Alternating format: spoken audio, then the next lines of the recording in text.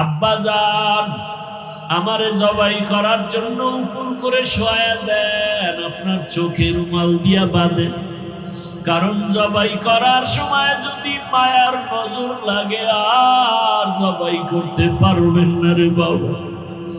আমার হাতে পায়ে রশি দিয়া বাঁধেন, কারণ জবাই করার সময় যদি হাতে পায়ে নড়াচড়া লাগে আপনার সহ্য বেয়াদবি হবে, আল্লাহ রাগ করবে।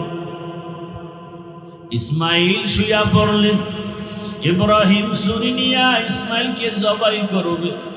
আল্লাহ অর্ডার করলেন, ছুরি আমার ইসমাইলের একটা পশমের যেন কোনো ক্ষতি না হয়। ইব্রাহিম নবী ছুরি চালালেন, বিসমিল্লাহ আল্লাহু আকবার বলে ইসমাইলের গলা কাটেন। ইসমাইলের উঠাইয়া দ্বিতীয়বার আবার পরীক্ষার জন্য পাথরে আঘাত করলেন, দেখে পাথর টুকরো হয়ে গেল। এইবার সিদ্ধান্ত নিলেন, ইসমাইল শুয়া পড়ো, রক্ত হাতে না লাগা পর্যন্ত তোমাকে আমি ছুরি চালানো বন্ধ করব না।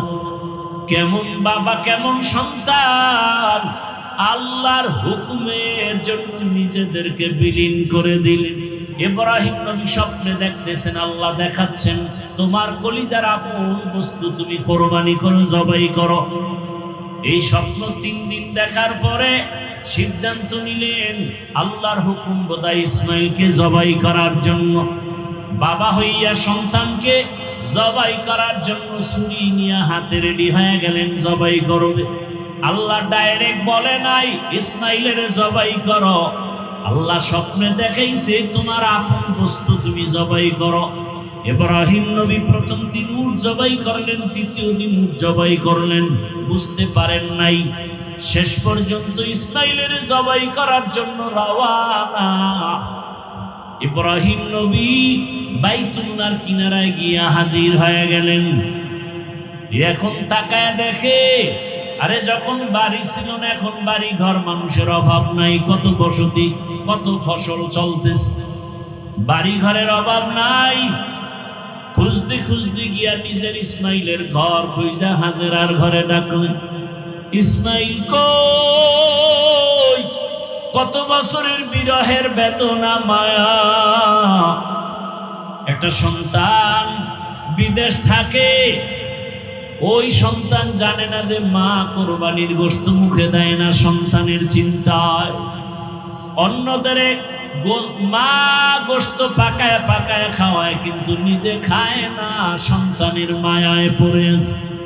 আমি যদি ভালো খাই আমার সন্তানটা না জানি না খেয়ে কষ্ট পাচ্ছে।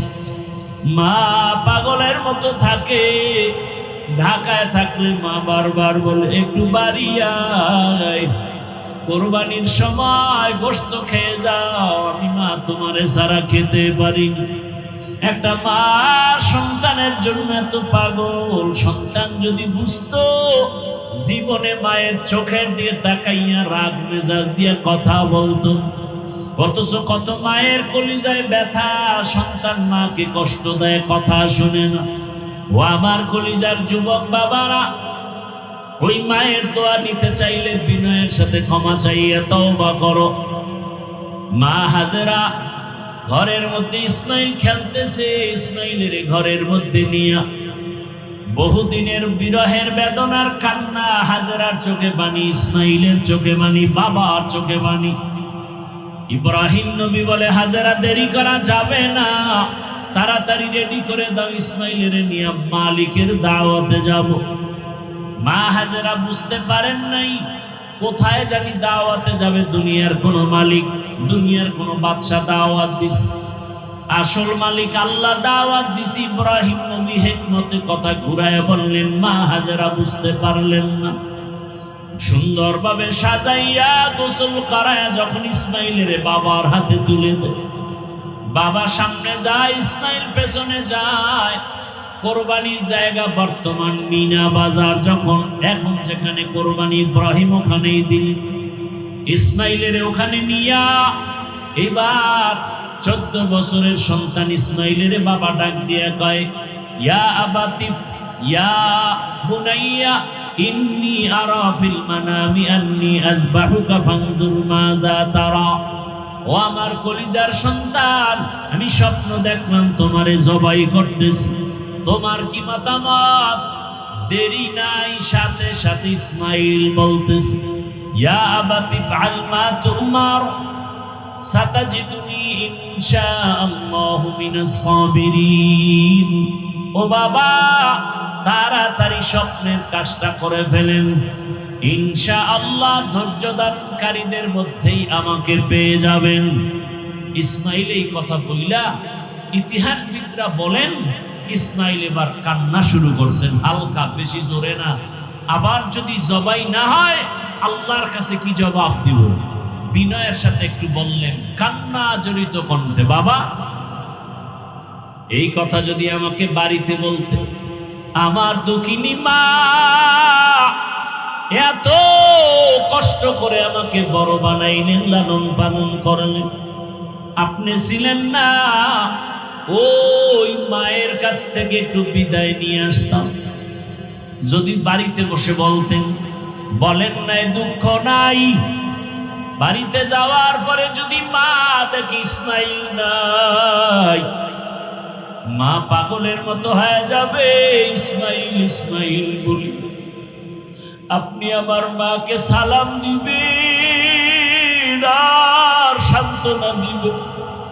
আমার মা যদি আমারে না দেখে কান্না করে, আপনার মায়ের সাথে রাগ করবেন না, আমার মাকে সান্ত্বনা দিয়ে বলবেন ইসমাইল তোমার সালাম পাঠাইছে, আর হাসরের ময়দানে তোমার সন্তানের সাথে মোলাকাত হয়ে যাবে জান্নাতে। আব্বা জান, আমারে জবাই করার জন্য উপর করে শোয়া দেন, আপনার চোখে রুমাল দিয়া বাঁধেন, কারণ জবাই করার সময় যদি মায়ার নজর লাগে আর জবাই করতে পারবেন না রে বাবা। আমার হাতে পায়ে রশি দিয়া বাঁধেন, কারণ জবাই করার সময় যদি হাতে পায়ে নড়াচড়া লাগে আপনার সহ্য বেয়াদবি হবে, আল্লাহ রাগ করবে। ইসমাইল শুয়া পড়লেন, ইব্রাহিম ছুরি নিয়া ইসমাইলকে জবাই করবে। আল্লাহ অর্ডার করলেন, ছুরি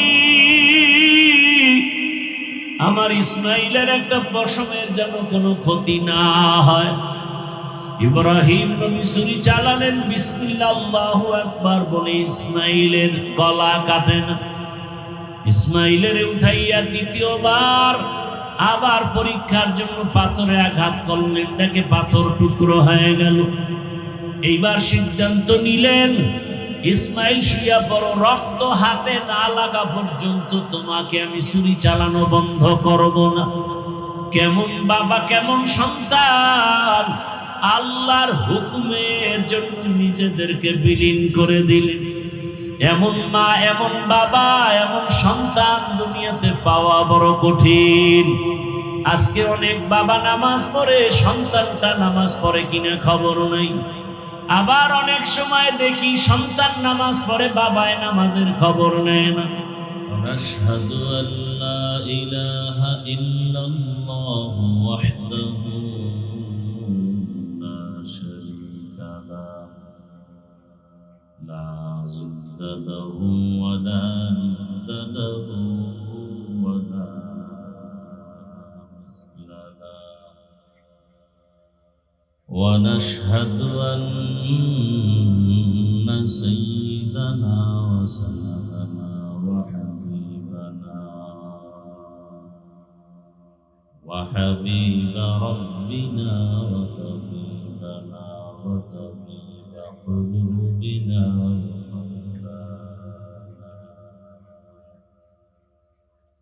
ومولانا محمدا عبده ورسوله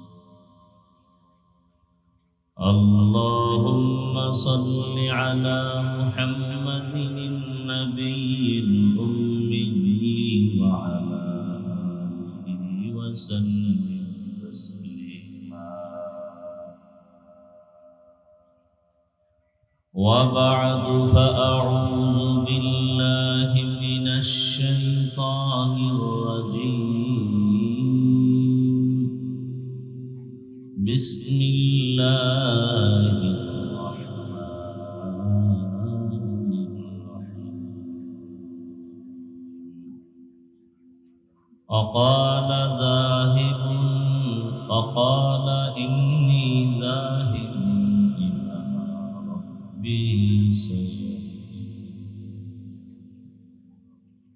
رب هب لي من الصالحين فبشرناه بغلام حليم فلما بلغ معه السعي قال إني أرى في المنام أني أذبحك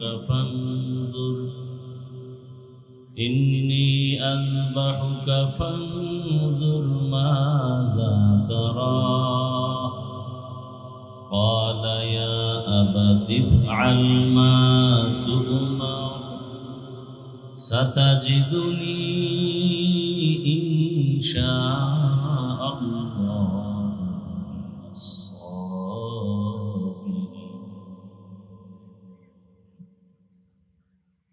وقال النبي صلى الله عليه وآله وسلم لا طاعة لمخلوق في معصية الخالق صدق الله مولانا العظيم وصدق رسوله النبي الأمي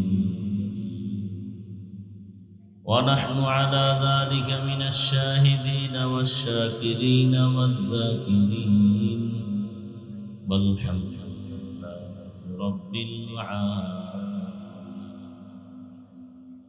سبحانك لا علم لنا إلا ما علمتنا إنك أنت العليم الحكيم رب اشرح لي صدري ويسر لي أمري واحلل عقدة من لساني يفقهوا قولي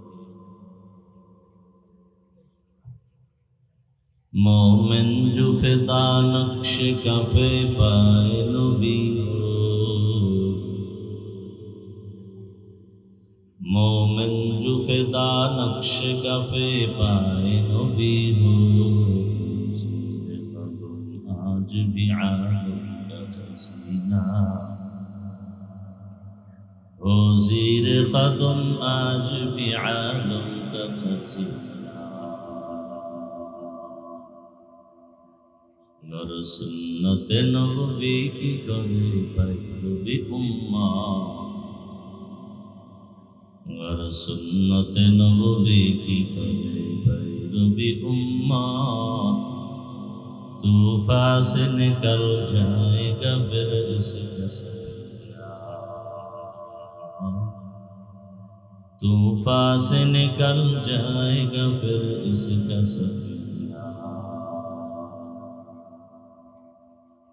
عاشق ہو برادر شہنشاہ دو عالم عاشق ہو برادر شہنشاہ دو عالم مشکو سے زیادہ مبارک جس کا پسندہ مشکو سے زیادہ مبارک جس کا پسندہ دل میں طرف میرے آقا کا زیارت کر دل میں طرف میرے آقا کا زیارت ایک آن میں آئے نبی دخلا دے ایک آن میں آئے نبی دخلا دے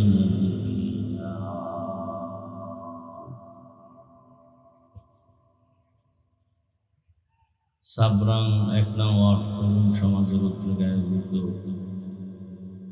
ওয়াজ মাহফিল 18 মে 2026 মহতি এ মাহফিলে উপস্থিত মুহতারাম সম্মানিত সভাপতি প্রধান অতিথি হযরতুল আল্লাম মুফতি কিফায়াতুল্লাহ শফিক দামাত বারাকাতুহুম মুতামিম শাইখুল হাদিস আল জামিয়াতুল ইসলামিয়া টেকনাফ, অন্যান্য হযরত উলামায়ে কেরাম, অত্র অঞ্চলের বিভিন্ন স্থান থেকে আগত আল্লাহ পাকের আশিকিন, জাকিরিন, শাকিরিন, মুহিব্বিন, মুরব্বিয়ান ইজাম, কলিজার টুকরা আমার সমবয়সী যুবক বন্ধুগণ, স্নেহের ছোট ভাই, পর্দার আড়ালের সম্মানিত মা ও আল্লাহ পাকের দরবারে শুকর যে আল্লাহ আমাদেরকে সুস্থ রেখেছেন, আলহামদুলিল্লাহ।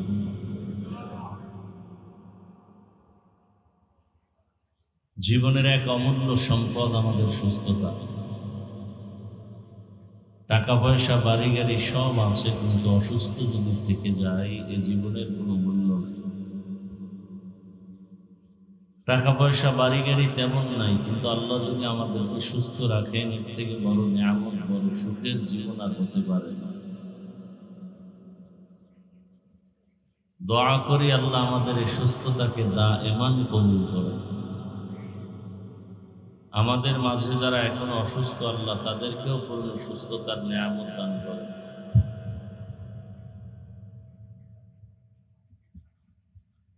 আমাদের মাঝের থেকে যারা দুনিয়া থেকে বিদায় নিয়ে কবরস্থ হয়ে আছেন আল্লাহ তাদেরকে জান্নাতুল ফেরদাউসের মেহমান বানায়। যারা আমরা বেঁচে আছি চলার পথে আল্লাহ কুদরতের দ্বারা হেফাজত করেন। বিশেষ করে দোয়া করি আর যারা পৃথিবীর শ্রেষ্ঠ ঘর বাইতুল্লাহ জিয়ারতে রওয়ানা, কেউ চলে গেছেন, কেউ যাবেন, আল্লাহ সকলের এই সফরকে কুদরতের দ্বারা সফলতার সাথে কামিয়াবির সাথে কবুল করেন। আমরা যারা যেতে পারি না আল্লাহ আমাদেরকেও এই বরকতি বাইতুল্লাহর জিয়ারত, রসুলের রওজা জিয়ারতের জন্য কবুল করে। মাঝে মধ্যে আমরা যারা গিয়েছি আল্লাহ আমাদেরকে বারবার যাওয়ার তৌফিক দান করুন। উলামায়ে কেরাম দীর্ঘ সময় আপনাদের সামনে কোরআন সুন্নাহ ভিত্তিক দিক নির্দেশনামূলক আলোচনা করেছেন। আপনারাও ধৈর্যের সাথে আলোচনা শুনছেন। উলামায়ে কেরামদের কথাগুলো সহি তরিকায় আমল করার তৌফিক দান করেন। উলামায়ে কেরামের ইজ্জতকে আল্লাহ বেশি বেশি বাড়ায় দেন। যারা উলামায়ে কেরামদের বিরুদ্ধাচরণ করে আল্লাহ তাদের হেদায়েত দান করেন। আমি আপনাদের দোয়া নেওয়ার জন্য আসছি এবং খুব সংক্ষেপ দু চারটি কথা বলার নিয়তে কোরআনে হাকিমের কয়েক টুকরা আয়াতে কারিমা, রসুলের অসংখ্য হাদিস থেকে এক টুকরা হাদিস করেছি। আয়াত ও হাদিসের আলোকে ইখলাস ও রুহানিয়াতের সমন্বয়ে কিছু কথা আমাকে বলার মতো, আপনাদেরকে শুনবার মতো আল্লাহ পাক তৌফিক দান করেন। আল্লাহ পাক মানুষ দুনিয়াতে পাঠিয়েছেন, সিদ্ধান্ত আগে নিয়েছেন এরা সৃষ্টির শ্রেষ্ঠ হোক এবং তাদের শ্রেষ্ঠত্ব ধরে রাখার জন্য আল্লাহ দুটো ব্যবস্থা দিয়েছেন। ওই দুই ব্যবস্থার কোনো একটা যদি কেউ অমান্য করে তার ধ্বংস মরার আগেই অনিবার্য, মৃত্যুর আগেই তার ধ্বংস হয়ে যায়। ধ্বংস মানে হেদায়েতের পথ থেকে সে বিচ্যুত হয়ে যায়। এক ব্যবস্থার নাম রিজালুল্লাহ, আর এক ব্যবস্থার নাম কিতাবুল্লাহ। রিজালুল্লাহ মানে আল্লাহ পাকের নির্ধারিত, সিলেকশন করা, নির্বাচিত করা ব্যক্তি। কিতাবুল্লাহ মানে আল্লাহ পাকের নির্বাচন করা, নির্বাচিত করা কিতাব। আল্লাহ যত ব্যক্তি পাঠিয়েছেন শ্রেষ্ঠ এর মধ্যে আম্বিয়ায়ে কেরাম। আবার আম্বিয়ায়ে কেরামদের মধ্যে শ্রেষ্ঠ রাহমাতুল লিল।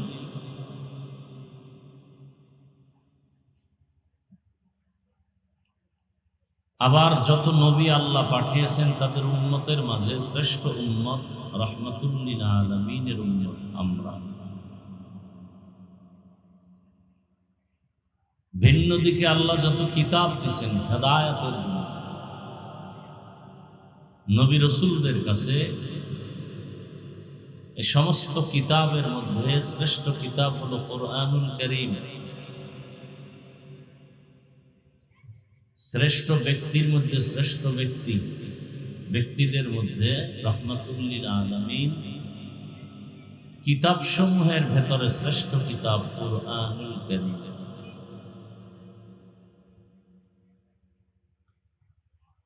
যুগে যুগে আল্লাহ নবী প্রেরণ করেছেন মানুষের হেদায়েতের পথ দেখাবার জন্য, কাউকে হেদায়েত করার জন্য আল্লাহ পাঠান, শুধু হেদায়েতের পথ দেখাবেন।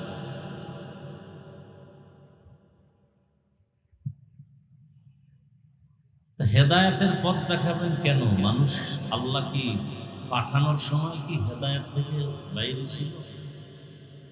না, এর কয়েকটা জবাব। এক নাম্বার জবাব হলো, যেই পরিবেশে আল্লাহ পাঠাচ্ছেন এই পরিবেশটা নাপাক, অপরিচ্ছন্ন। প্রথমে তো আল্লাহ পাক আদম আলা নবিয়িনা ওয়া আলাইহিস সালাতু ওয়াস সালামকে জান্নাতে রেখেছিলেন। কোন কারণে আল্লাহ তাকে দুনিয়ায় পাঠিয়ে দিলেন। সাথে ছিল আম্মাজান হাওয়া আলাইহাস সালাম, দুজনকে দুই মেরুতে পাঠায় দিলেন।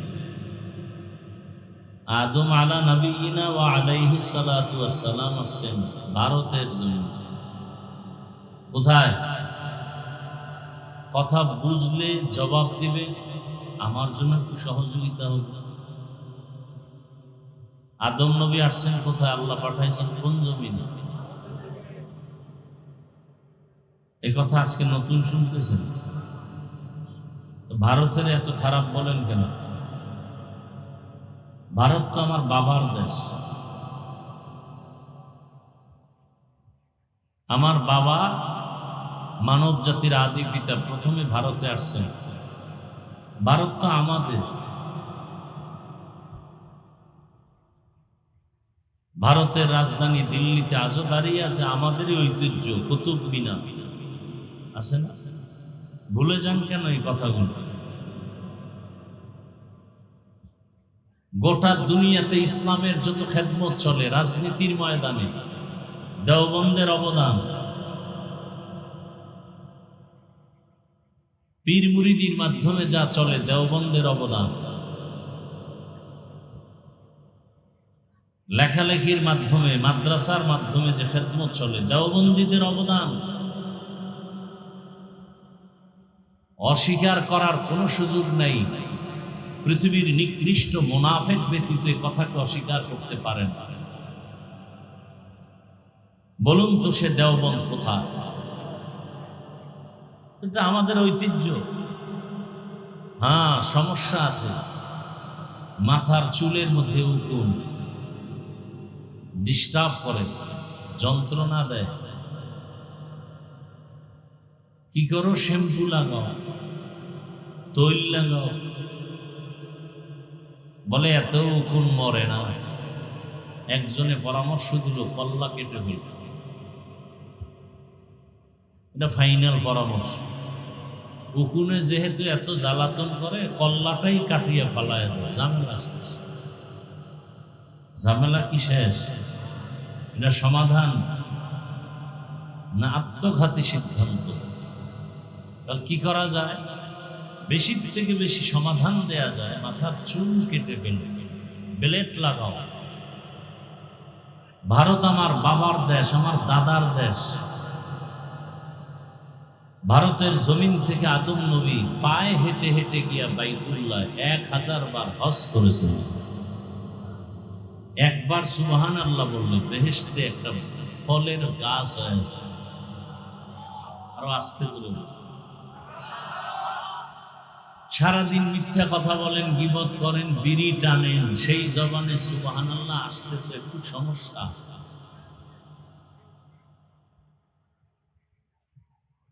সারাদিন রাত্র গীবত।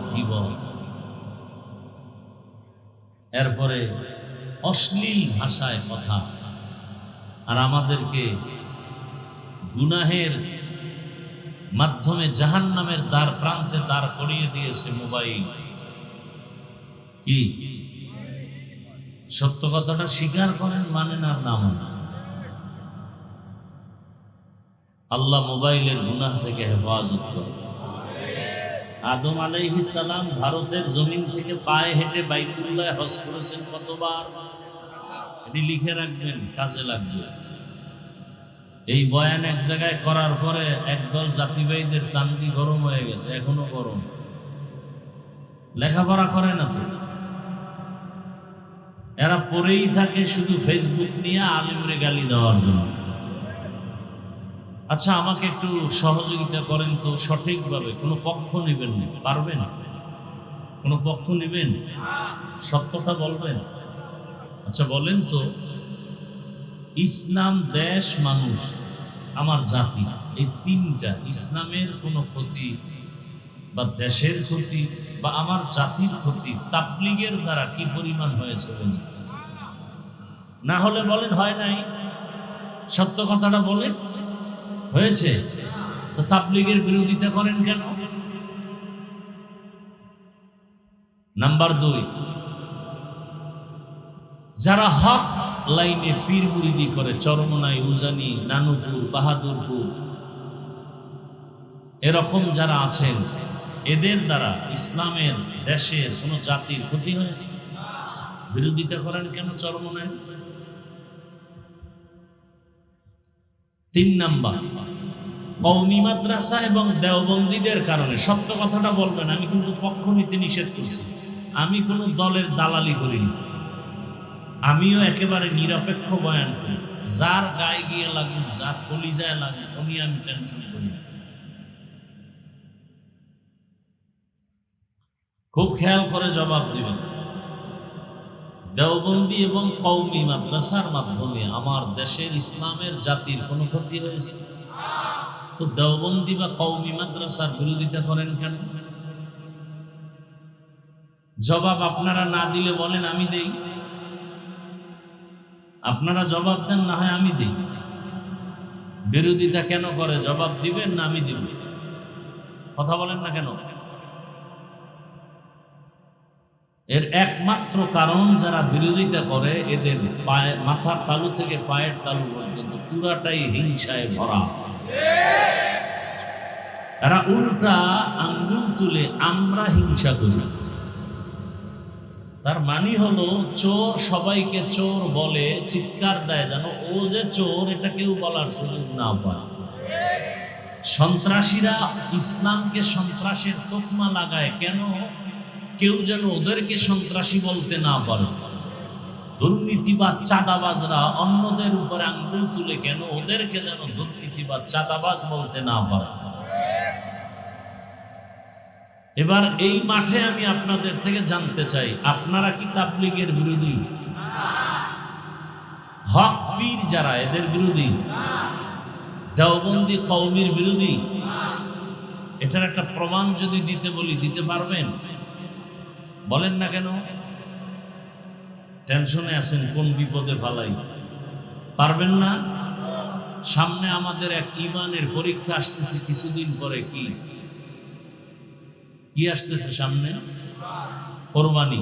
কি কোরবানিতে কি জবাই দিবেন? মানুষ? কি পশুর? একটা পশু ধরেন গরু, একটা গরুতে কয় ভাগে কোরবানি দেন আপনাদের দেশে? 7 ভাগ। আচ্ছা আমাকে বলতে হবে, 1 ভাগে টাকার পরিমাণ কত? ধারণা নাই আপনাদের? কত হাজার? ধারণা দেন, একটা ধারণার উপরে বলুন। 20,000? 20,000? হ্যাঁ, আমার কথা কিন্তু একটা কথা আমি ফাউল বলতেছি না, খুব জরুরি।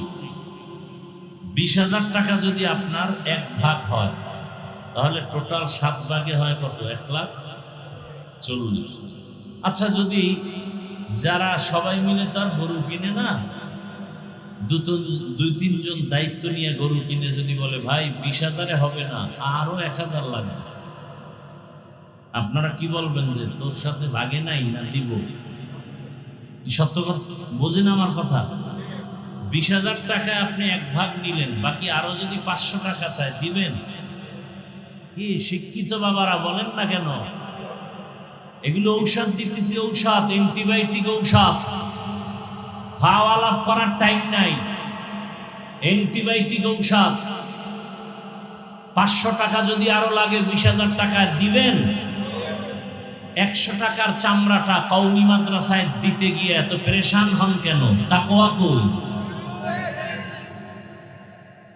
এত ভালোবাসেন বলে কওমি মাদ্রাসাকে, তো চামড়াটা কেন দিতে এত দেরি করেন এবং পেরেশানি করেন, আলেমদেরকে কষ্ট দেন?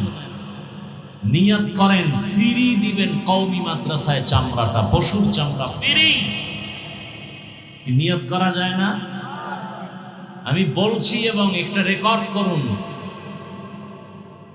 কওমি মাদ্রাসায় যদি আপনাদের চামড়াটা দেন ডবল সওয়াব। কি সওয়াব? ডবল সওয়াব। নিঃসন্দেহে মনে রাখবেন।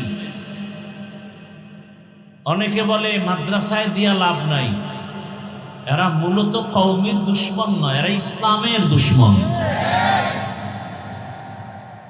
পৃথিবীতে এবং বিশেষ করে আমার দেশে কওমি মাদ্রাসার মতো পিওর নির্ভেজাল জনকল্যাণমূলক সেবা সংস্থা আর দ্বিতীয়টা নাই।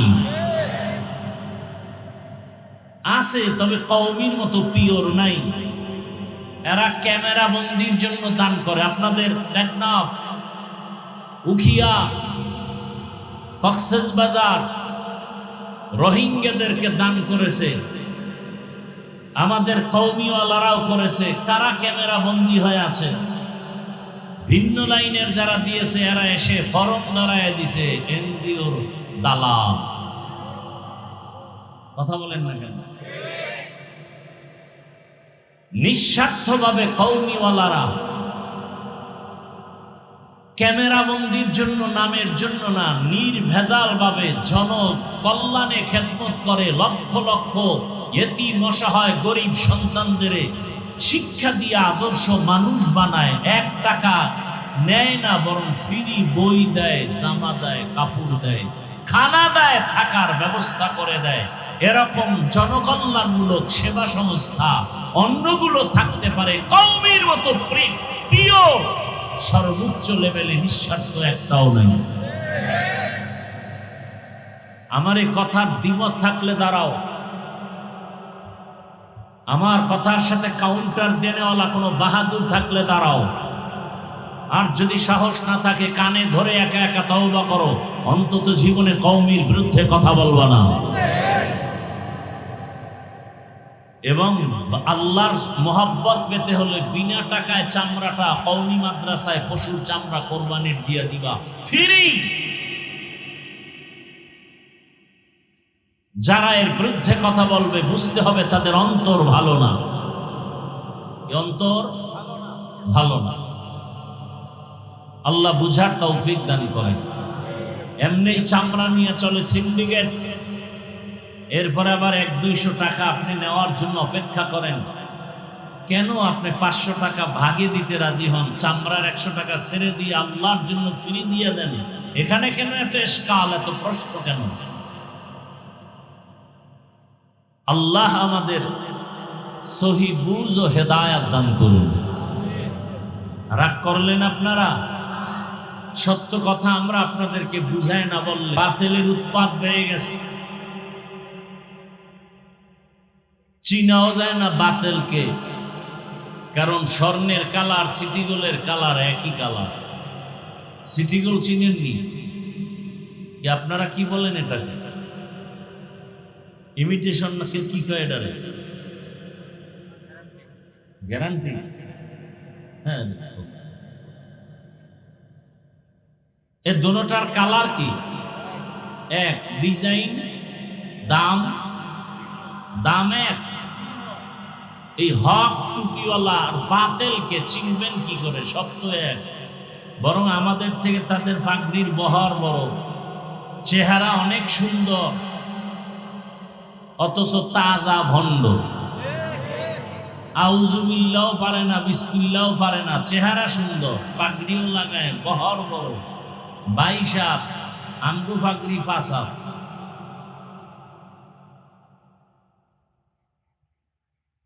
আর আমার সোনার বাংলাদেশে ইসলাম নিয়ে টালবাহানা আর বিতর্ক যেই পরিমাণ চলে, পৃথিবীর কোন রাষ্ট্রে ইসলাম তথা ধর্ম নিয়ে এত বিতর্ক চলে না। কেন? আমার দেশের মানুষ আলেমকে বেশি মহব্বত করে। দেখেন কোরবানিতে ভেজাল কি, বিতর্ক কি। বলে কোরবানির ভাগে আকিকা দেওয়া যাবে কিনা, এ নিয়ে বিতর্ক আছে না নাই?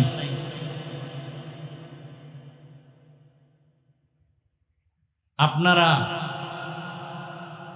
কোন বিতর্কে জড়াবেন না, বিশ্বাসের সাথে আগায় যাবেন। আমাদের সামনে কোনো বাতেল পিছনে যা বলুক, সামনে দাঁড়ায় কথা বলার সাহস নাই ইনশাআল্লাহ। আজও পর্যন্ত সামনে আসে নাই, পিছনে হামতাম করছে, বাহাদুরি করছে, গুলি দিছে, চিৎকার দিছে, তারিখ মতো নাই। এই বাংলাদেশ বারবার তা প্রমাণ করে দেখেছে। কারণ কি? আল্লাহর ওয়াদা, জাআল হক ওয়া যাহাকাল বাতিল ইন্নাল বাতিলা কানা যাহুকা। হক আসলে বাতিল পালায়া যাবে। বাতিল পালাবার ব্যাখ্যা 3টা। হয়তো জায়গার ঠাডা পরে মরবে, না হয় তওবা করে হকের পক্ষে চলে আসবে, না হয় ওই এলাকা ছেড়ে পালায় যাবে। আদম নবী ভারতে আসছেন, ভারতের মধ্যে আজ আমার মুসলমানদের উপরে জুলুম চলতেছে।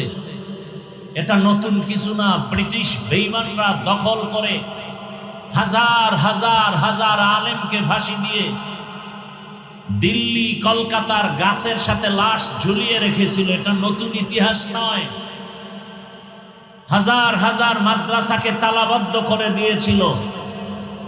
অন্যায়কে আমরা অন্যায় বলে প্রতিবাদ জানাবো, বিচারের দাবি জানাবো। তার মানে স্কুলে অন্যায় করেছে, স্কুল বন্ধ করে দাও, এটা নয়। অন্যায়কারীকে বিচারের আওতায় এনে প্রয়োজন হলে তদন্ত সাপেক্ষে ফাঁসি দাও। মাদ্রাসায় অন্যায় করেছে, অন্যায়কারীকে অন্যায়কারী বলবো, মাদ্রাসা বন্ধ করব, এটা সঠিক কথা হতে পারে না। কি ভাই?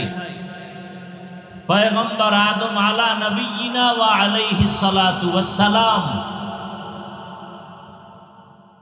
আরাফার ময়দানে গিয়া আম্মাজান হাওয়ার সাথে মোলাকাত হয়ে গেল, সংসার শুরু হলো। 2 জন বছরে বছরে সন্তান দিতে থাকলেন, ছেলে একজন, মেয়ে একজন। পরের বছর আবার 2 সন্তান, এক ছেলে এক মেয়ে। আগের বছরের ছেলে পরের বছরের মেয়ের সাথে বিবাহ।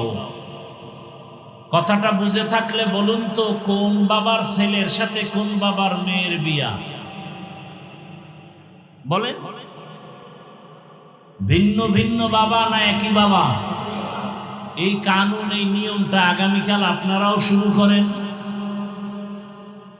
যে আমাদের ভাই বোনদের বিয়া হয়ে যাবে, বাহিরে দেওয়ার দরকার কি? ঝামেলা, কোন ছেলে কেমন বুঝি না, অতএব আপন ছেলের কাছে আপন মেয়ে বিয়া দেই।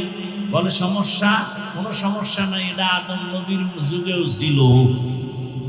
আগামীকালকে থেকে নিয়ম চালু করা যাবে কি? আপনার বিবেক দিয়ে বলেন, যাবে? কথাটা কেন বলছি জানেন? অনেকে আদম নবী করছে, আমরা করলে অসুবিধা কি বইলা? ফেরেশতারা আদমরে সিজদা দিছে, আমরা পীরেরে সিজদা দিলে অসুবিধা কি? সেই জবাব দিলাম। এটা যদি না পারা যায়, সেটা পারেন কেন? ডাল মে কুছ কালা হ্যায়, ধান্দাবাজি আর কিছু না। তাই ইসলাম না, ধান্দাবাজ। সিজদা পাবেন আল্লাহ, কোন গায়রুল্লাহ সিজদা পাবে? আদম আলাইহিস সালামের এক সন্তান শীস আলাইহিস সালাম,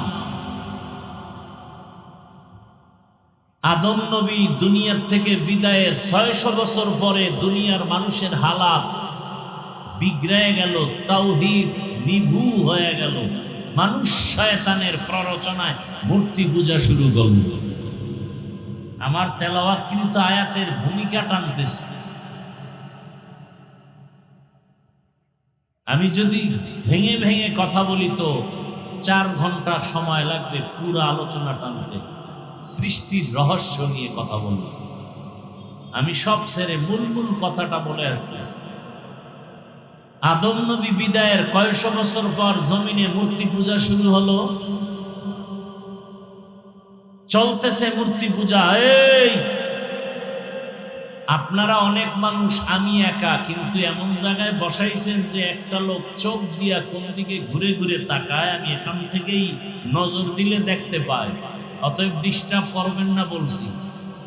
বেশি ডিস্টার্ব করলে আর আপনাদের সাথে তর্কে তো আমি পারবো না, আমি একা।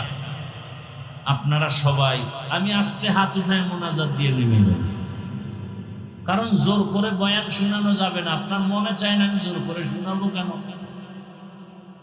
মনে চাইলে তো আপনি ধৈর্যের সাথে বসবেন। আর আমি তো সোনাবন্ধের গান গাই না যে আপনি আল্লাহর কোরআনের সুন্দর আলোচনার থেকে উঠে যাবেন। আপনার কপাল এত নষ্ট কেন? আল্লাহ বেহেশতের বাগানে নিয়ে আসছেন, 24 ঘন্টা মোবাইল, 24 ঘন্টা মোবাইল, বাথরুমে গিয়া মোবাইল, ঘরের মধ্যে সারা রাত মোবাইল। বেহেশতের বাগানে 1 ঘন্টা মোবাইল না চালাইলে কি ক্ষতি হবে? এখানে এইসব মোবাইল। আপনার কপাল কত খারাপ, আর কি বলবো।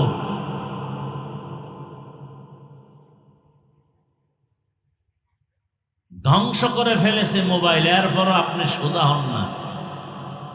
আপনার ছেলে মেয়ে নষ্ট হয়ে গেছে মোবাইলের কারণে, স্ত্রী নষ্ট হয়ে গেছে, স্বামী নষ্ট, শিক্ষক ছাত্র সব নষ্ট মোবাইলের কারণে, লেখাপড়া ধ্বংস মোবাইলের কারণে, তাজা তাজা প্রাণ চলে গেল মোবাইলের কারণে, এরপরও মোবাইল। বেহেশতের বাগানে সব মোবাইল, যেই বাগানে বসলেই গুনাহ মাফ। সুবহানাল্লাহ। আগামী কালকে বলবেন আমি গেলে গিয়া, আরো আস্তে করে বলেন। একবার বলছেন বেহেশতে একটা ফলের গাছ হয়ে গেছে। কিছু চোর কয় আমার জান্নাত হইলেই তো চলে, আবার গাছের দরকার। মানে কিছু মানুষের অ্যালার্জি আছে, ওর কথা না বললে ভাল লাগে না। বলতে গিয়ে এত উল্টা পাল্টা বলে যে মানুষ তাকে আর ভালোই জানে না।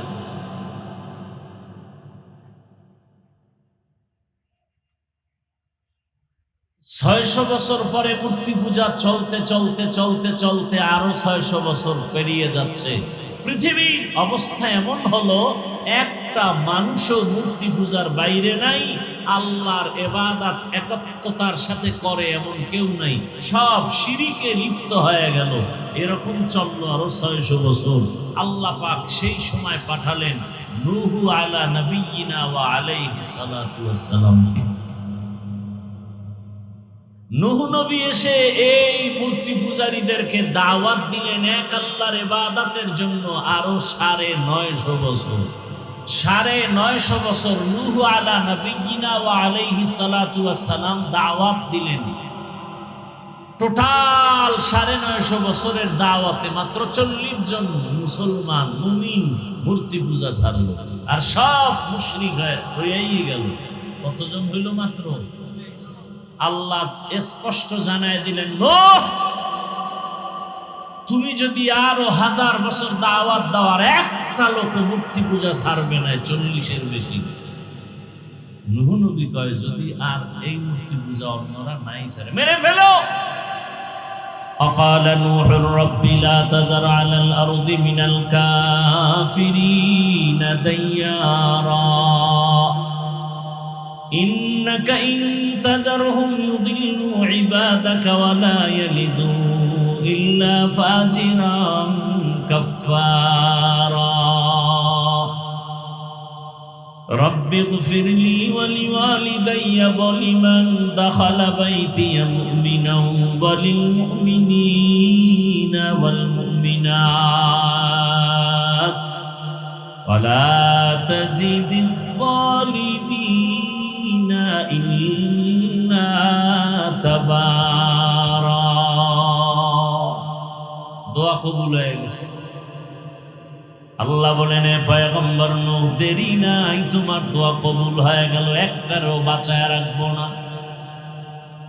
জমিনের মধ্যে তুফান আসবে, তুফান, তবে তুমি এবং তোমার 950 বছরের দাওয়াতে যারা কালেমা পড়লো, এদেরকে যদি বাঁচাতে চাও, তুমি একটা কিস্তি বানাও। কি বানাও? কিস্তি মানে কি? যারা নৌকা বলছেন এরা সব আওয়ামী লীগ, সব আওয়ামী লীগ।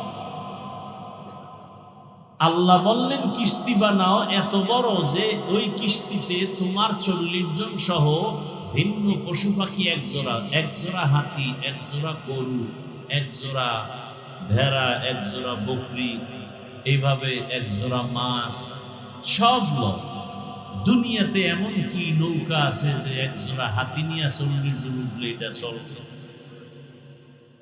20 জন উঠলেই তো নৌকা ডুবে যাবে। কথা বলেন না? তাহলে কিস্তির মানি নৌকা বলাটা এটা চরম একটা ভুল ব্যাখ্যা।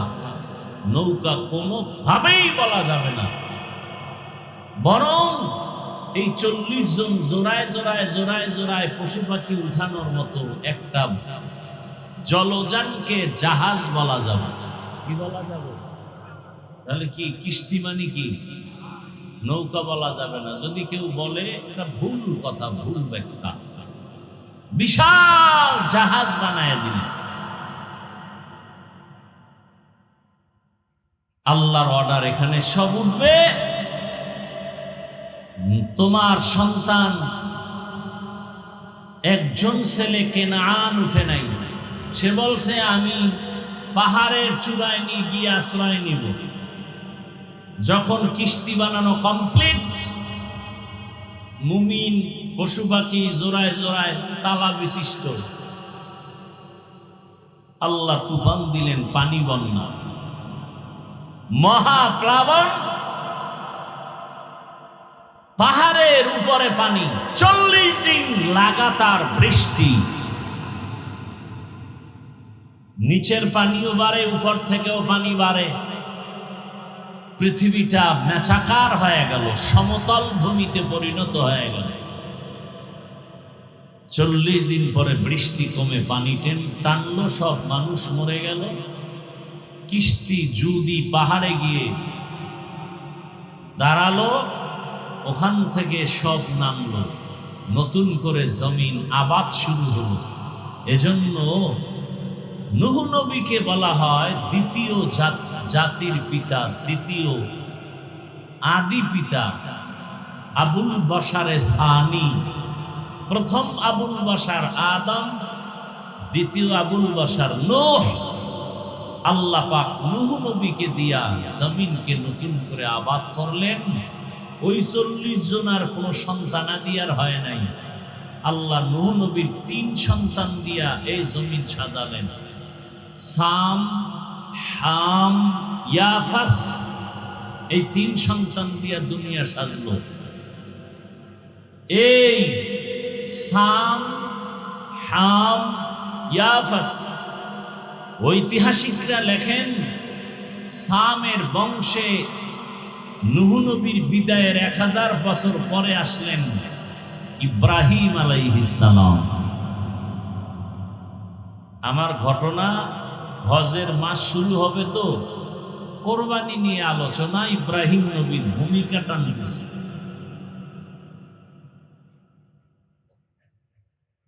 এই নূহ নবীর 3 সন্তানরা মিলে ওই সময় একটা শহর আবাদ করে শহর বানালো, বর্তমান ইরাকের অন্তর্গত। সেই শহরের নাম কোরআনের ভাষায় শহরে বাবেল।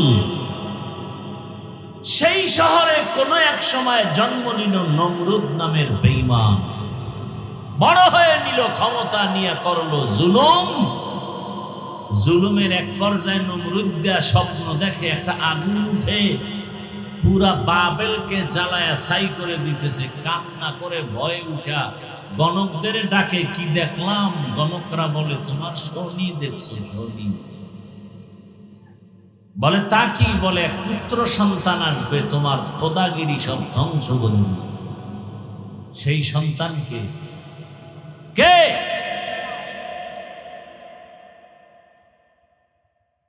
আকে লুতুফে খেসেরা ইজহারে কর, বা খলিল আসনারেরা গোলজারে কর।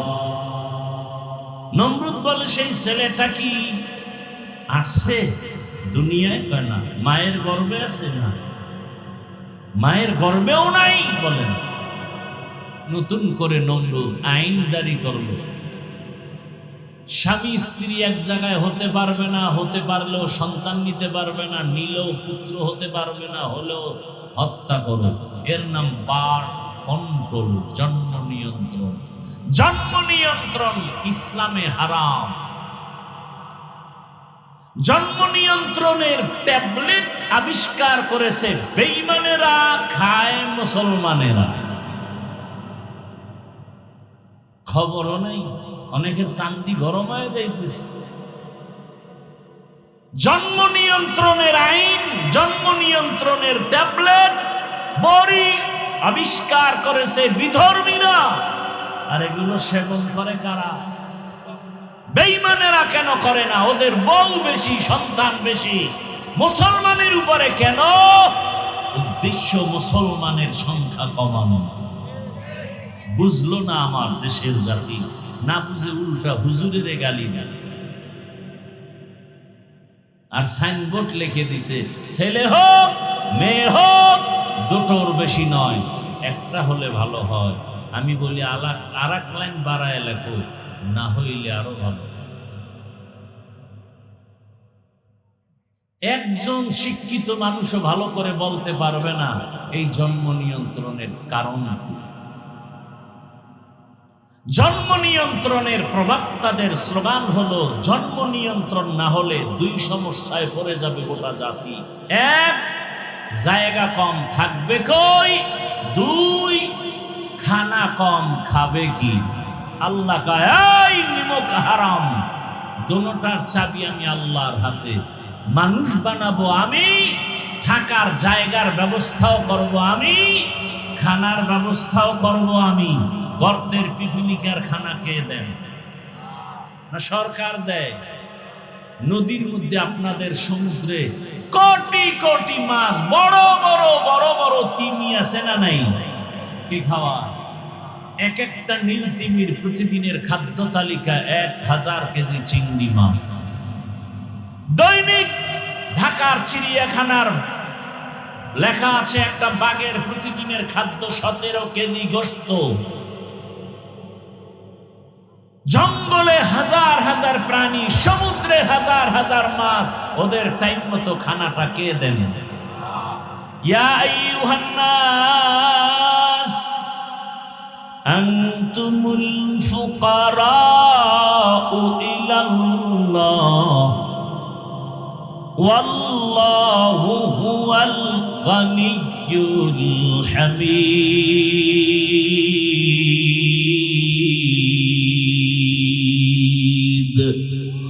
গরতাওয়াকুল মিগুনিহার সবহশাম মিরাসানত রিজকে তু আজলাম কাম জুজবা হাকাচি সে মখাআদ ইনসুজা ফজলে উ আমস্তে দর জুমলা জাহা। আল্লাহ বলেন, মানুষ তোমরা সবাই ফকির, আমি আল্লাহ শুধু ধনী। আমি আল্লাহ শুধু ধনী না, প্রশংসিত ধনী। দুনিয়ার সব ধনীদের বদনাম আছে, আল্লাহ এমন ধনী যার বদনাম। দুনিয়ার ধনীদের বদনাম কি? দেয় 5 টাকা, মাস্তানি করে 50 টাকা। কথা বলে মসজিদে মাদ্রাসায় দান করে 50,000, চাপাবাজি করে মাদ্রাসা আমি করে দিছি। এরকম চাপাবাজ আছে না নাই? দিবে দিবে বলে আপনাদের বলে সব দেওয়া হবে, বিদ্যুৎ দেওয়া হবে, আরামে এসিতে ঘুম পাড়ায় দেওয়া হবে, নিজে কেউ খাবে কেউ খাবে না, হবে না তা হবে না বলে, কিন্তু সব নিজে খায়, অন্যের খবরও নেই। এরকম চাপাবাজ আছে না নাই? আল্লাহ হেদায়াত দান করুন, আল্লাহ হেদায়াত দান করুন।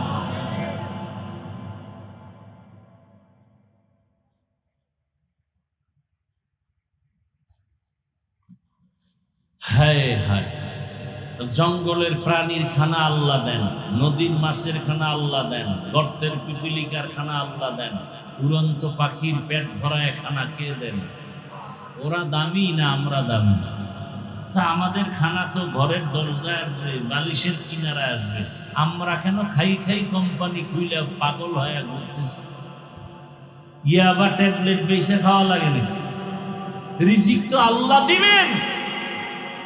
কোটি কোটি মাছ সমুদ্রে কেউ না খায় মরে নাই, জঙ্গলের কোটি কোটি প্রাণী না খেয়ে মরে নাই। টেকনাফের মানুষ ইয়াবার মতো সরকারি আইনের অবৈধ জিনিসের ব্যবসা করতে হবে কেন? সুদের টাকায় ব্যবসা করতে হবে কেন? আর 24 ঘন্টা গর্ভধারিণী মায়ের সাথে জিনার গুনাহ করতে হবে কেন? সুদের খাতায় নাম লেখাইয়া নামাজ রোজা বরবাদ করতে হবে কেন? সুদখোরের মতো নিকৃষ্ট কোন মানুষ দুনিয়াতে নাই। 24 ঘন্টা গর্ভধারিণী মায়ের সাথে জিনার গুনাহ। হজ করলে কবুল হবে না, নামাজ পড়লে কবুল হবে না, মোনাজাত দিলে কবুল হবে না। কত বড় নিকৃষ্ট মানুষ! আল্লাহর প্রতি বিশ্বাস নাই। কই? আল্লাহর শুকর, করোনার মতো মহামারীর মধ্যেও তো আমরা হুজুরেরা কেউ না খায় মরিনি। স্কুল, কলেজ, ভার্সিটি, ফ্যাক্টরি, দোকান সব বন্ধ, একটা কোরআনের মাদ্রাসাও বন্ধ হয় না। সত্য কথাটা বলেন। সবাই ট্রিপল মাস্ক লাগায় বসে আছে, করোনায় মরবে না। আর বোতলে পানি লইয়া মেডিসিন লইয়া বসে আছে খালি হাত ধরে। হুজুরেরা এত বছর হাত ধোয়ার বয়ান করছে, কানে যায় না। মাওলায় কানে ধরাইয়া হাত ধোয়াইতেছে করোনা দিয়ে, ঠিক নেই? ওই সময় করোনার লাশগুলো কোন আল্লাহর বান্দা, বাবা করোনায় মরে গেছে, ছেলেরা কাছে যায় না, মরার ভয়। কি হলো? আমার দেশের টুপিওয়ালারা ওই লাশ কাঁধে নিয়ে গোসল করায়া জানাজা পড়ায় কম গেছে। সত্য কথাটা বলেন, একজন টুপিওয়ালাও করোনায় মরে নাই।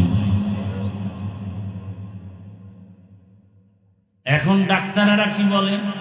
এই মাস্ক যারা পরো তোমরা ভুল করতেছো, তোমাদের দূষিত নিঃশ্বাসটা বের হয়ে অক্সিজেন আসবে তোমার গাছের থেকে, বাতাসে। তুমি মাস্ক দিয়ে আটকাইয়া দূষিত নিঃশ্বাসটা আবার নিচ্ছ, তুমি তো অসুস্থ হয়ে যাচ্ছ। এবার বলে মাস্ক বিরোধী আন্দোলন শুরু করো। কথা বুঝেননি? তাহলে মাস্ক পরার দ্বারা আমাদের স্বাস্থ্যের উপকার না ক্ষতি? আর এই সময় পুলিশ লাঠি লয়ে ঘুরছে, মাস্ক না পরলেই বিডা। কেউ একেবারে পুলিশের এই ফিডার ভয়ে ট্রিপল মাস্ক লাগাইছে, একটা না, দুইটা না, তিনটা। কি আমরাও মাঝে মাঝে পড়ছি, এখনো পড়ি। আমরা পুলিশের ফিডার জন্য করি না। আমাদের পড়ার অনেকগুলো কারণ, এর মধ্যে একটা ধুলাবালু। এরপরে বিশেষ করে আমি পড়ি ডাইনে বামে বিড়ির গন্ধে নামাজেও দাঁড়ানো যায় না। এরকম বিড়ির গন্ধওয়ালা আছে না নাই? দাঁত ব্রাশ করার সময় পায় না, জামা কাপড় ধোয়ার টাইম পায় না, ব্যস্ত। প্রস্রাব করে পানি লয় না। এর শরীর থেকে কি পরিমাণ মিশকের ঘ্রাণ আসবে এটা তো আর বলার অপেক্ষা রাখে না। কি আল্লাহ আমাদের সবাইকে হেদায়াত দান করে। নমরুদ স্বপ্ন দেখে আইন জারি করলো, ইব্রাহিম নামের পুত্র সন্তান আসতে পারবে না, এক কথায় ছেলে হলেই মেরে ফেলো। পৃথিবীর ইতিহাসে এই জন্ম নিয়ন্ত্রণ আইন পাশ করলো নমরুদ, আর এর ডাইরেক্টর বানাইলো ইব্রাহিম নবীর বাবা আজরকে। আল্লাহর কুদরত কি!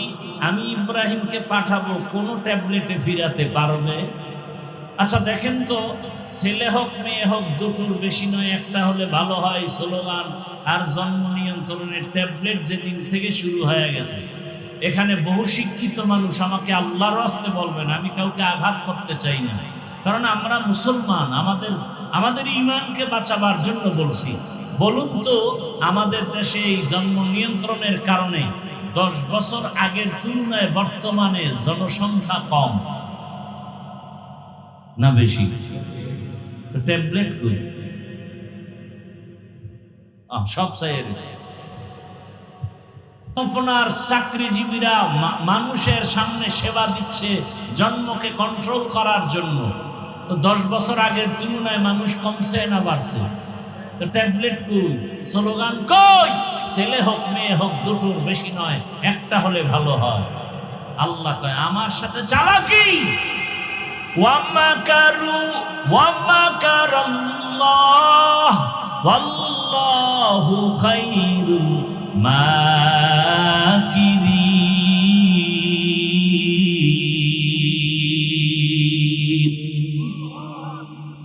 তুমি কত বড় চালাক!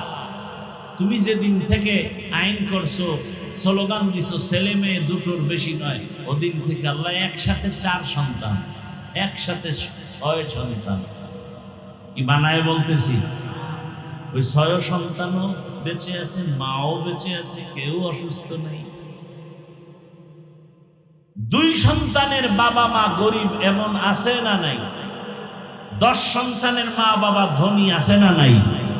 তাহলে জনসংখ্যা বাড়লে মানুষ খাবে কি, থাকবে কই? মুরব্বীরা একটু আমাকে সহযোগিতা করেন। 1% জায়গায় 50 বছর আগে যে পরিমাণ ধান হইতো, বর্তমানে ওই একই 1% জায়গায় ধান কম না বেশি? বলেন, সত্যটা বলেন। বাড়াইছে সরকার? হ্যাঁ, কে বাড়াইছে? আগে একটা পেয়ারা খাইলেও টের পাওয়া যাইতো না, আর এখন 10টা খাইলেও অনুভব করা যেত না। আর এখন একটা পেয়ারা এত বড়, একজনে খেতে পারে। এই রিজিক কে বাড়াইলেন? পদ্মা নদী যমুনা নদীর মধ্যে চর ফালাইয়া মানুষের থাকার জায়গা বাড়াইলেন কে? লিল্লাহি মুলকুস সামাওয়াতি ওয়াল আরদ ইয়াখলুকু মা ইয়াশাউ ইনাসাও ওয়া ইয়াহাবু লিমান ইয়াশাউ আয-যুকুর আও ইউযাওযিজুহুম যুকরানাও ওয়া ইনাসা ويجعل من يشاء عقيما إنه عليم قدير।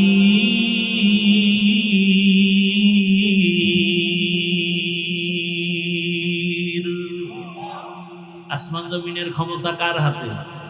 বলেন, সব ক্ষমতার মালিক কে? যদি কেউ বলে সব ক্ষমতার মালিক জনগণ, কুফরি। আল্লাহর কোরআনের সাথে বৃদ্ধাঙ্গুলি প্রদর্শন করা। সকল ক্ষমতার মালিককে। আল্লাহ বলেন, আমি কাউকে ছেলে দেই, কাউকে মেয়ে দেই, কাউকে দোনোটা দেই, কাউকে কোনোটাই দেই না। ক্ষমতা কার? কাদের কুদরত দারি বর কামাল আন্তা রব্বি আন্তা হাসবি যুল জালাল। তুহি কাদের জলিলুল্লাহ জাহাদার বহর হালে তুহি মেরা নিগাহদার। আল্লাহ কয় আমি ইব্রাহিম রে পাঠাবো, নমরুদকে আসতে দিব না। কাঠটা টিকবে? টিকলো কাঠটা? আল্লাহটাই ডাইরেক্টরের ঘরে আল্লাহ ইব্রাহিম রে পাঠায় দিলেন। মা গোপনে গোপনে রাইখা ইব্রাহিম রে বড় বানালেন। ইব্রাহিম নবী বড় হইয়া তাওহীদের পরিচয় পাইয়া আল্লাহর পথে দাওয়াত দিলেন। আর আব্বাকে বললেন, ও বাবা, তুমি এমন খোদার অনুসরণ করো যাদের তোমরা নিজের হাতে বানাইছো। বানাইয়া সামনে ফলমূল দাও, ফল খাবে দূরের কথা, মশাও তাড়াইতে পারে না। এমন খোদার অনুসরণ কেন করো? তোমারে আমারে যিনি বানাইছেন সে আল্লাহর ইবাদতের দিকে আগায় যাও। নমরুদের দাওয়াত দেয়, বাবারও মাথা গরম, নমরুদেরও মাথা গরম। আল্লাহ তাআলা ইব্রাহিম নবীর উপরে পরীক্ষা দিয়া দিলেন, একের পরে এক কঠিন পরীক্ষা আসতেছে। যার ঈমান যত তাজা তার পরীক্ষা তত কঠিন, যেই ছাত্র যত ভালো তার প্রশ্ন তত কঠিন। পয়গম্বর ইব্রাহিমকে দুনিয়া থেকে বিদায় দেওয়ার জন্য নমরুদ আগুনের কুণ্ডুলি সাজালো, আগুনে পুইরা মেরে ফেলবে, বিশাল অগ্নিকুণ্ড। বাঁচানের মালিক কে? আল্লাহ যদি হেফাজত করেন কেউ মারতে পারে না। তাকায় দেখছে গত রমজানের ঈদের সময় কত মানুষ মরে গেল। গাড়ি পানির মধ্যে চলে গেল, একটা ছোট বাচ্চা সাঁতার কেটে উপরে এসে কান্না করে, আমার আম্মু গাড়ির মধ্যে আটকা, পানির মধ্যে বাঁচাও। আগুন সাজাইয়া ঘটনা আপনারা অনেক শুনছেন আলেমদের মুখে। ইব্রাহিম নবীকে গাছের সাথে রশি লাগায়া চরক গাছের চরখা বানায়া গোল ঘুরায় ঘুরায় ঘুরায় ঘুরায় আগুনে ফালাবে। আগুনের এত তাপ, কাছে যাওয়া যায় না। কিন্তু ইব্রাহিমকে রশি দিয়া বাঁধে টানতেছে, উঠে না, গাছও নড়ে না। নমরুদের খোদাগিরি যায় যায় অবস্থা। ইবলিস এসে বলে কোনো টেনশন নেই, আকামের হেডমাস্টার আমি, আল্লাহর সামনে যুক্তি দিয়া কাটকিরে ফেলাইছি গোটা দুনিয়া। কি সমস্যা? এই সমস্যা বলে এই মুহূর্তে পারবা না, জানো না। ইব্রাহিম এমন আল্লাহর ইবাদত করেন, ওই আল্লাহর রহমতের নূরের ফেরেশতারা ইব্রাহিমের সহযোগিতায় রশি ধরে রাখছে, পারবা না। হ্যাঁ, এই সময় একটা আকাম করা লাগবে। কাম না আকাম, বিড়ি টানা কাম না আকাম। আকামেরও মধ্যে কিছু লাইন আছে, যেমন দাড়ি কামানো একটা আকাম না কাম, কিন্তু এটা লাভ আছে, আছে না নাই? আছে, কিছু লাভ আছে। যা দুনিয়ার লাইনে, আল্লাহর লাইনে তো কোনো লাভ নেই। বিড়ি টানলে কি লাভ? কি যুবকরা যারা বিড়ি টানেন কি লাভ? চেহারা সুন্দর, এক চড়ায় কয় একটা লাভ আছে, বাথরুম ক্লিয়ার। ইবলিস কি কইল? এই মুহূর্তে একটা আকাম করতে হবে। কি? ঐতিহাসিকরা বলছেন এক বর্ণনা যে ইব্রাহিমকে উলঙ্গ করো, আর এক বর্ণনা আছে এই মুহূর্তে যুবক যুবতীদের অর্ধুলঙ্গ করে এখানে নাচ গান শুরু করো, তাহলে রহমতের ফেরেশতারা ভেগে যাবে, ইব্রাহিমের রশি টেনে আগুনে ফেলানো সহজ হবে। তাই করুন। এক পর্যায়ে আগুনে ফেলবে।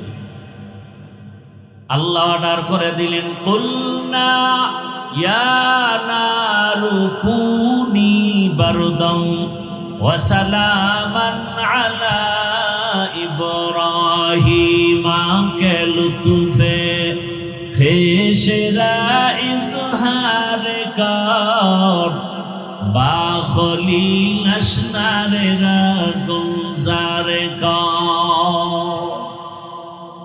আল্লাহর আদেশ যখন আসছে, নমরুদ কয়, এই আগুন, ইব্রাহিমরে জ্বালাও না কেন? আগুনের জবান খুলে গেল। আগুন বলে, তুমিও যার গোলাম আমিও তার গোলাম। তুমি আমাকে, তোমার গোলাম তো আর আমি না। তুমি আমাকে বলো জ্বালাইতে পারি না কেন? আমার মালিক বলে, খবরদার ইব্রাহিমের একটা পশম যেন না জ্বলে। আল্লাহ নোটিশ জারি করে দিলেন, ঠান্ডা হও। মুফাসসিরিনে কেরাম বলেন, শুধু ইব্রাহিমের আগুন ঠান্ডা হয় না, দুনিয়াতে ওই টাইমে যত আগুন ছিল সব ঠান্ডা হয়ে গেছে। তবে ঠান্ডাটা হয়েছিল সালামান, শান্তিদায়ক ঠান্ডা, কষ্টদায়ক ঠান্ডা। অনেক ঠান্ডা আছে কষ্টদায়ক, আর একটা শান্তিদায়ক ঠান্ডা। আমি কিন্তু অনেক সংক্ষেপে নিয়ে আসছি। এবার ইব্রাহিম আগুন থেকে বের হবেন, বের হয়ে আর থাকবেন না। এবার হিজরতের নিয়ত করলেন, ওই আমার তেলাওয়াতকৃত আয়াত এখান থেকে শুরু। ইব্রাহিম বললেন, ইন্নী যাহিবুন ইলা রাব্বি সাইয়াহদিন, আর থাকবো না, আমি আমার রবের দিকে যাব, রব আমাকে রাস্তা দেখাবেন। ইব্রাহিম নবী রাওয়ানা ফিলিস্তিনের দিকে চলে যাবেন, সাথে তার বিবি বিশ্ব সুন্দরী সারা আর একজন তার ভাতিজা, একজন নবী। এই তিনজন সফর মিশরের উপর দিয়া যাচ্ছে। সেখানে জালেম বাদশাহ খবর পেয়েছে বিশ্ব সুন্দরী সারা। গোয়েন্দা বিভাগের লোকেরা যখন বলে দিল, এইবার আটকায় দিল। পৃথিবীতে মুসলমানকে ধ্বংস করার যত রাস্তা আছে এর মধ্যে বড় একটা রাস্তা বেপরদা। কি বেপরদা? পর্দা তো নাই, পর্দার ওয়াজও নাই, থাকবে কেমন? আমি হুজুরেই যদি মহিলা নিয়ে এক টেবিলে বৈশা নাস্তা খাই, পর্দার ওয়াজ করবে কি ভাই? শহরে বাজারে দেখো নারীদের ঢল, পর্দাবিহীন তারা করে ঝলমল, অন্যকে তার দিকে আশিক বানায়, দেশটায় আজি ধ্বংস নারীর বেপরদায়, সবার মুখে কি আওয়াজ, হায় হায় হায়। বেপরদার কারণে সব ধ্বংস। মোবাইলে নারীর ছবি দেখে যুবক পাগল, বয়স হওয়ার আগেই কয় বিয়া করায় দাও, না করলে আমি নিজে নিজে বিয়ে পাশ করার আগে বিয়া পাশ করে ফেলবো, বিয়ে পাশ করার আগে বিয়া পাশ করে ফেলবো। বাপ মায়ের জিজ্ঞাসাও করা লাগে না, মেয়ের অভাব নাই। আর আমগো দেশটাও তো সেই আইনে চলে। 18 বছরের আগে বাল্য বিবাহ বন্ধ, বাল্য বিবাহ চলবে না। বলে তো কি চলবে? বলে আকাম চলবে, আকাম। বিবাহ চলবে না, কি চলবে? এর উপরে আবার কত বয়ান। অথচ আম্মা জানা আয়েশা রাদিয়াল্লাহু আনহার 6 বছরে রাসূলের সাথে বিয়া। 9 বছরে আম্মা জান রাসূলের ঘরে গেলেন। আম্মা জানের যখন মাত্র 18 বছর, রহমতের নবী জমিন থেকে বিদায় নিয়ে চলে গেলেন। হিসাবটা বুঝে থাকলে বলেন, আম্মা জান নবীজির ঘর করলেন কত বছর? কথা বল, কথা বল। নবীজির ঘর করলেন আম্মা জান কয় বছর? 6 বছরে বিয়া, 9 বছরে নবীর ঘরে আসছেন। আম্মা জানের 18 বছর বয়সে নবী চলে গেছেন। আম্মা জান নবীর ঘরে থাকলেন কতদিন? কতদিন? মাত্র 9 বছর। আর আমার দেশে 18 বছরের আগে আমার বোনের বিয়াই হয় না। আর বিয়ার দরকার কি? বিয়া কইরা যা হবে এটা তো মোবাইলে হয়ে যায়, বিয়ার আগে হয়। সত্য কথাটা বলেন না কেন? সমাজ ধ্বংস হয়ে গেছে, কোন মানুষ মুখ খোলে না। বাবা সন্তানের কাছে জিম্মি, মেয়েকে বলতে পারে না মা ওর নাটা টেনে পড়ো।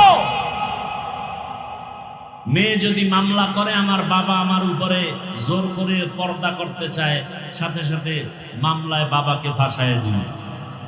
খবর আছে আপনাদের? আল্লাহ হেদায়াত দান করুন। রাগ করতেছেন আপনারা? আমরা এই সঠিক কথাগুলো আপনাদেরকে সতর্কমূলক না বললে কে বলবে? বলনেওয়ালা আলেমও তো কমে যাচ্ছে। ক্ষমতার চেয়ার পাওয়ার লোভে হক কথা বন্ধ, গোপনে গোপনে টাকা পাওয়ার লোভে হুজুর মাওলানা হক কথা বলেন, ব্যবসা ঠিক রাখার জন্য হক কথাটা বলেন। আছে না নাই? আপনাদের লাইন তো বাদ, হুজুরগো লাইনের কথা বলতেছি। এজন্য 1500 বছর আগে নবী বলছেন, আলেম কিন্তু দেখলে দৌড়ায়ও না। দুনিয়াতে যেমন সব থেকে ভালো থাকবে একদল আলেম, আবার সব থেকে খারাপ থাকবে সব থেকে খারাপ একদল আলেম। নবীর কথা। আলা ইন্না শাররাশ শাররি শিরারুল উলামা ওয়া ইন্না খায়রাল খায়রি খিয়ারুল উলামা। ভালোর ভালো উলামা, খারাপের খারাপও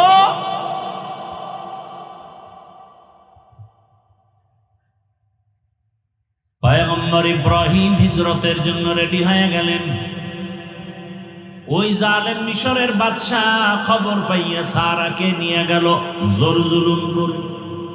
পয়গম্বর ইব্রাহিম আল্লাহর কাছে বলেন, হে মালিক, আমার স্ত্রীর উপরে ইজ্জত নষ্ট করবে, আমি কেমনে সহ্য করি? আল্লাহ কয়, ভয় নাই, আমি তোর অন্তর চোখ খুলে দিব। জালেম তার সামনে নিয়ে তোমার বিবির সাথে যা করবে তুমি এখানে বসে অন্তর চক্ষু দিয়া সব দেখবা। জালেম সুন্দরী দেখা পাগল হয়ে গেছে। যখন হাতটা বাড়াইতে চাইল, সাথে সাথে হাতটা বাঁকা হয়ে গেল। এইভাবে তিনবার। শেষবারের মতো কয়, এই মহিলা, তোমার মধ্যে এমন কি পাওয়ার যে আমি হাত বাড়াইলে বাঁকা হয়ে যায়? জবান বন্ধ, তুমি আবার দোয়া করছো আমার হাত ভালো, এই পাওয়ার কি? আমার পাওয়ার নাই তো। আমি এতটুকু পাওয়ার আছে যে আমি একজন নবীর স্ত্রী। তাই বলে, হ্যাঁ, কে সে নবী? ইব্রাহিম। কোথায়? গাছতলায়।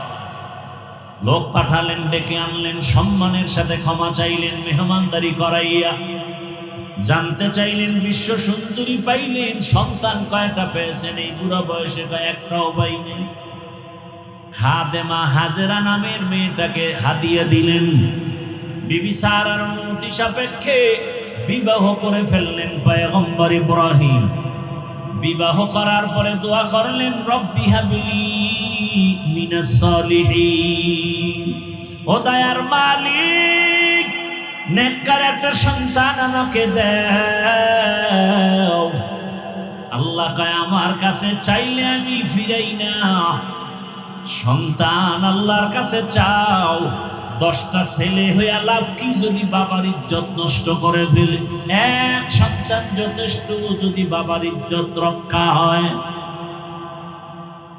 কথা ঠিক না? আল্লাহর কাছে চাইতে হবে, চাইলেই হবে না। আরে গাছ না লাগায় ফল চাইলে হবে? ভালো গাছের ফল লাগান, ভালো ফলের গাছ লাগায় ফল চাবেন, আল্লাহ দিবেন। ভালো একটা মা ঘরে আনার পর আল্লাহর কাছে দোয়া করবেন, আল্লাহ ভালো সন্তান দান করবেন। আপনি ভালো মা ঘরে আনছেন? আপনি তো ঘরে আনছেন ডানা কাটা বড়ি। কি বড়ি? ডানা কাটা বড়ি। এইসা ডানা কাটে, এই সেই স্বামীরে কয়, তোর মায়ের ডানা ভালো না, তোর বাবার ডানা ভালো না, ঘর বাড়ি ছেড়ে চল টেকনাফ শহরে কক্সবাজারে ফেলার লক। ওখানে লইয়া লইয়া কয়েকদিন খাইয়ে লইয়া ঘুরে টুইয়া পাখির মতো কয়, তোর ডানাও ভালো না, হিজরত করে ভেঙে গেল। কি বানায় বলছে? এই আকাম চলে না, চলে না। আল্লাহ হেদায়াত দান করুন। ডানা কাটা পড়ি তো, ফলাফল নগদ।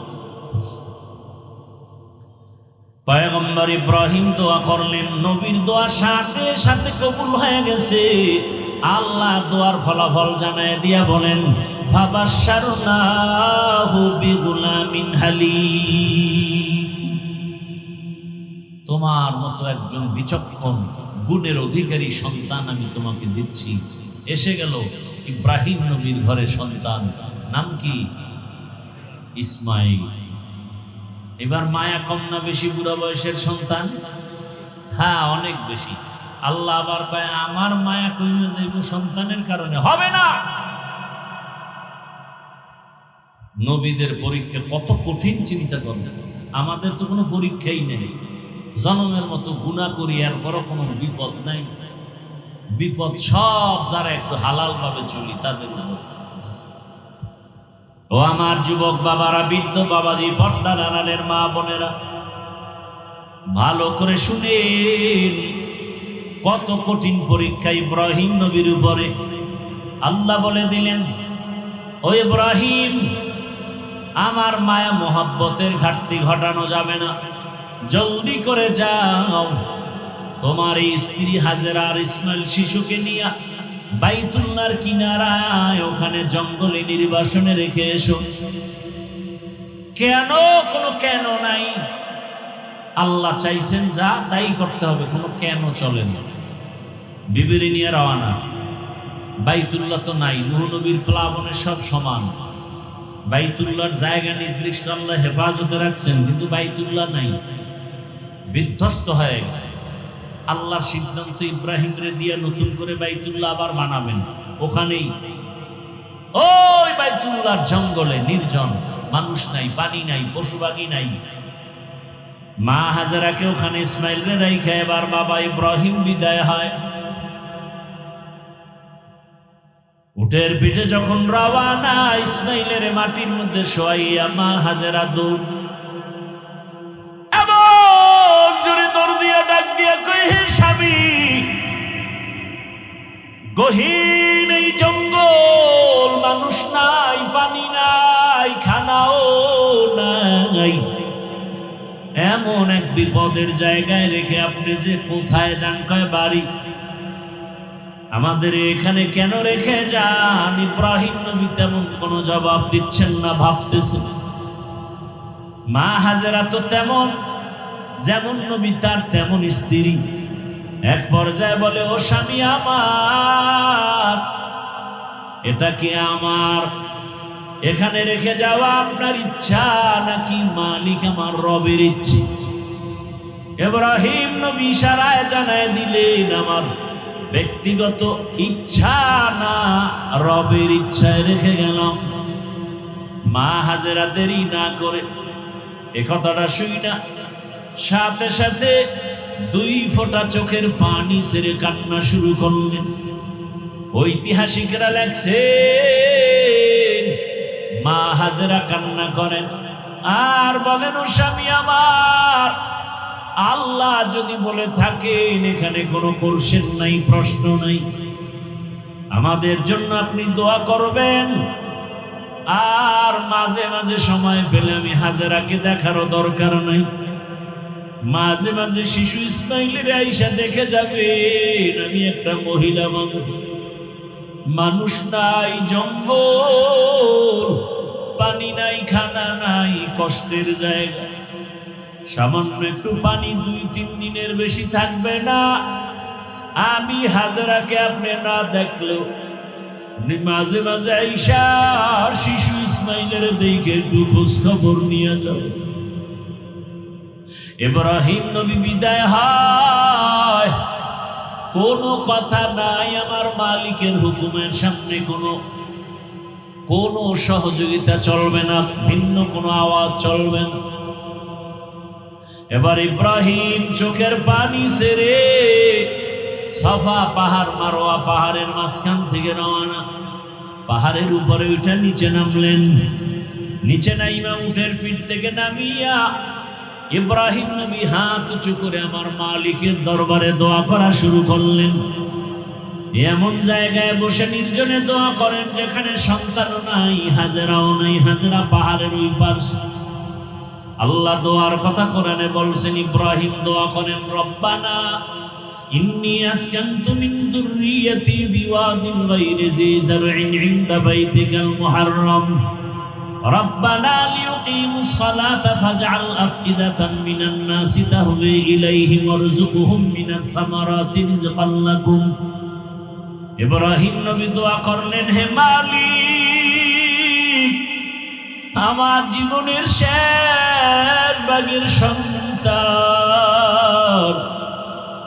আমার আদরের বিবিরে তোমার হুকুমে এখানে রেখে যাই, তোমার কাছে দোয়া করি, হে মালিক, কুদরতে তুমি রিজিকের ব্যবস্থা করে দাও, ফলের মাধ্যমে তোমার শুকর আদায় করব। ও দয়ার মালিক, নামাজ আদায় করবে, খানার আয়োজন করে দাও, ফলের মাধ্যমে বাসস্থানের ব্যবস্থা করে দাও। ইব্রাহিম নবী বিনয়ের সাথে কান্না করে করে দোয়া করলেন। সন্তানের মায়া বুড়া বয়সে সহ্য করা যায় না। ও আমার কলিজার যুবক, এমন একটা বয়ান নাই যেখানে মা বাবারা কান্না করে না, অভিযোগ করে না, সন্তান মা বাবার কথা মতো চলে না। হুজুর একটু সন্তানের বয়ান করে বুঝায় দিয়ে, মায়ের সাথে খারাপ আচরণ করে, বাবার সাথে খারাপ আচরণ করে। ও আমার যুবক বাবারা, পায়ে হাত রেখে বলি, এমন রত্ন যদি থাকে হারায় না রে বাবা। ওই মা বাবার দোয়া ছাড়া আল্লাহর কসম আমি হাফিজুর রহমান এই চেয়ারে বসতে পারি না। ওই মা বাবা জীবনের কত বড় রত্ন, ওই মা বাবার দোয়ার কারণে আজকে তুমি টাকার মালিক, বাড়ি গাড়ির মালিক হয়েছো, সম্মানের চেয়ারের মালিক হয়েছো।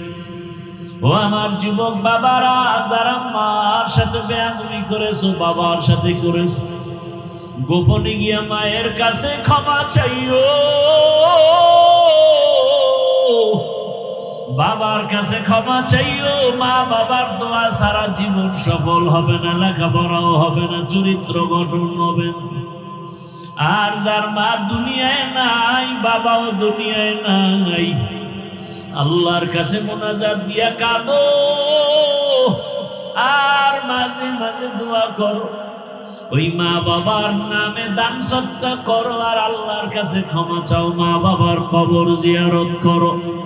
ও আমার যুবক বাবারা, একটা মা সন্তানের জন্য কি পরিমাণ কষ্ট করে, সন্তান যদি জানতো, বুঝতো, চামড়া খুইলা মা বাবার চামড়ার জুতা বানায় দেওয়ার জন্য রেডি হয়ে যাইতো ঋণ আদায়ের জন্য।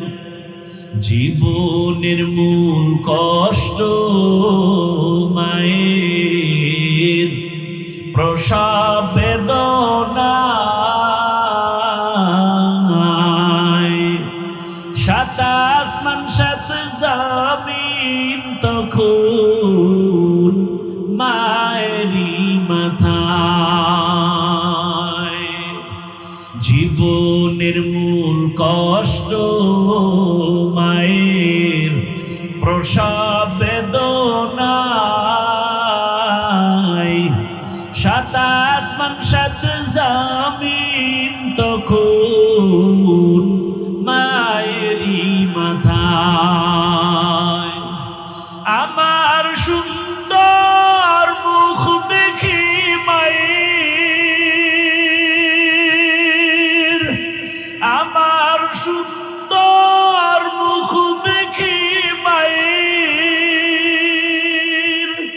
ব্যথা যায় দেয় হাসাইয়া।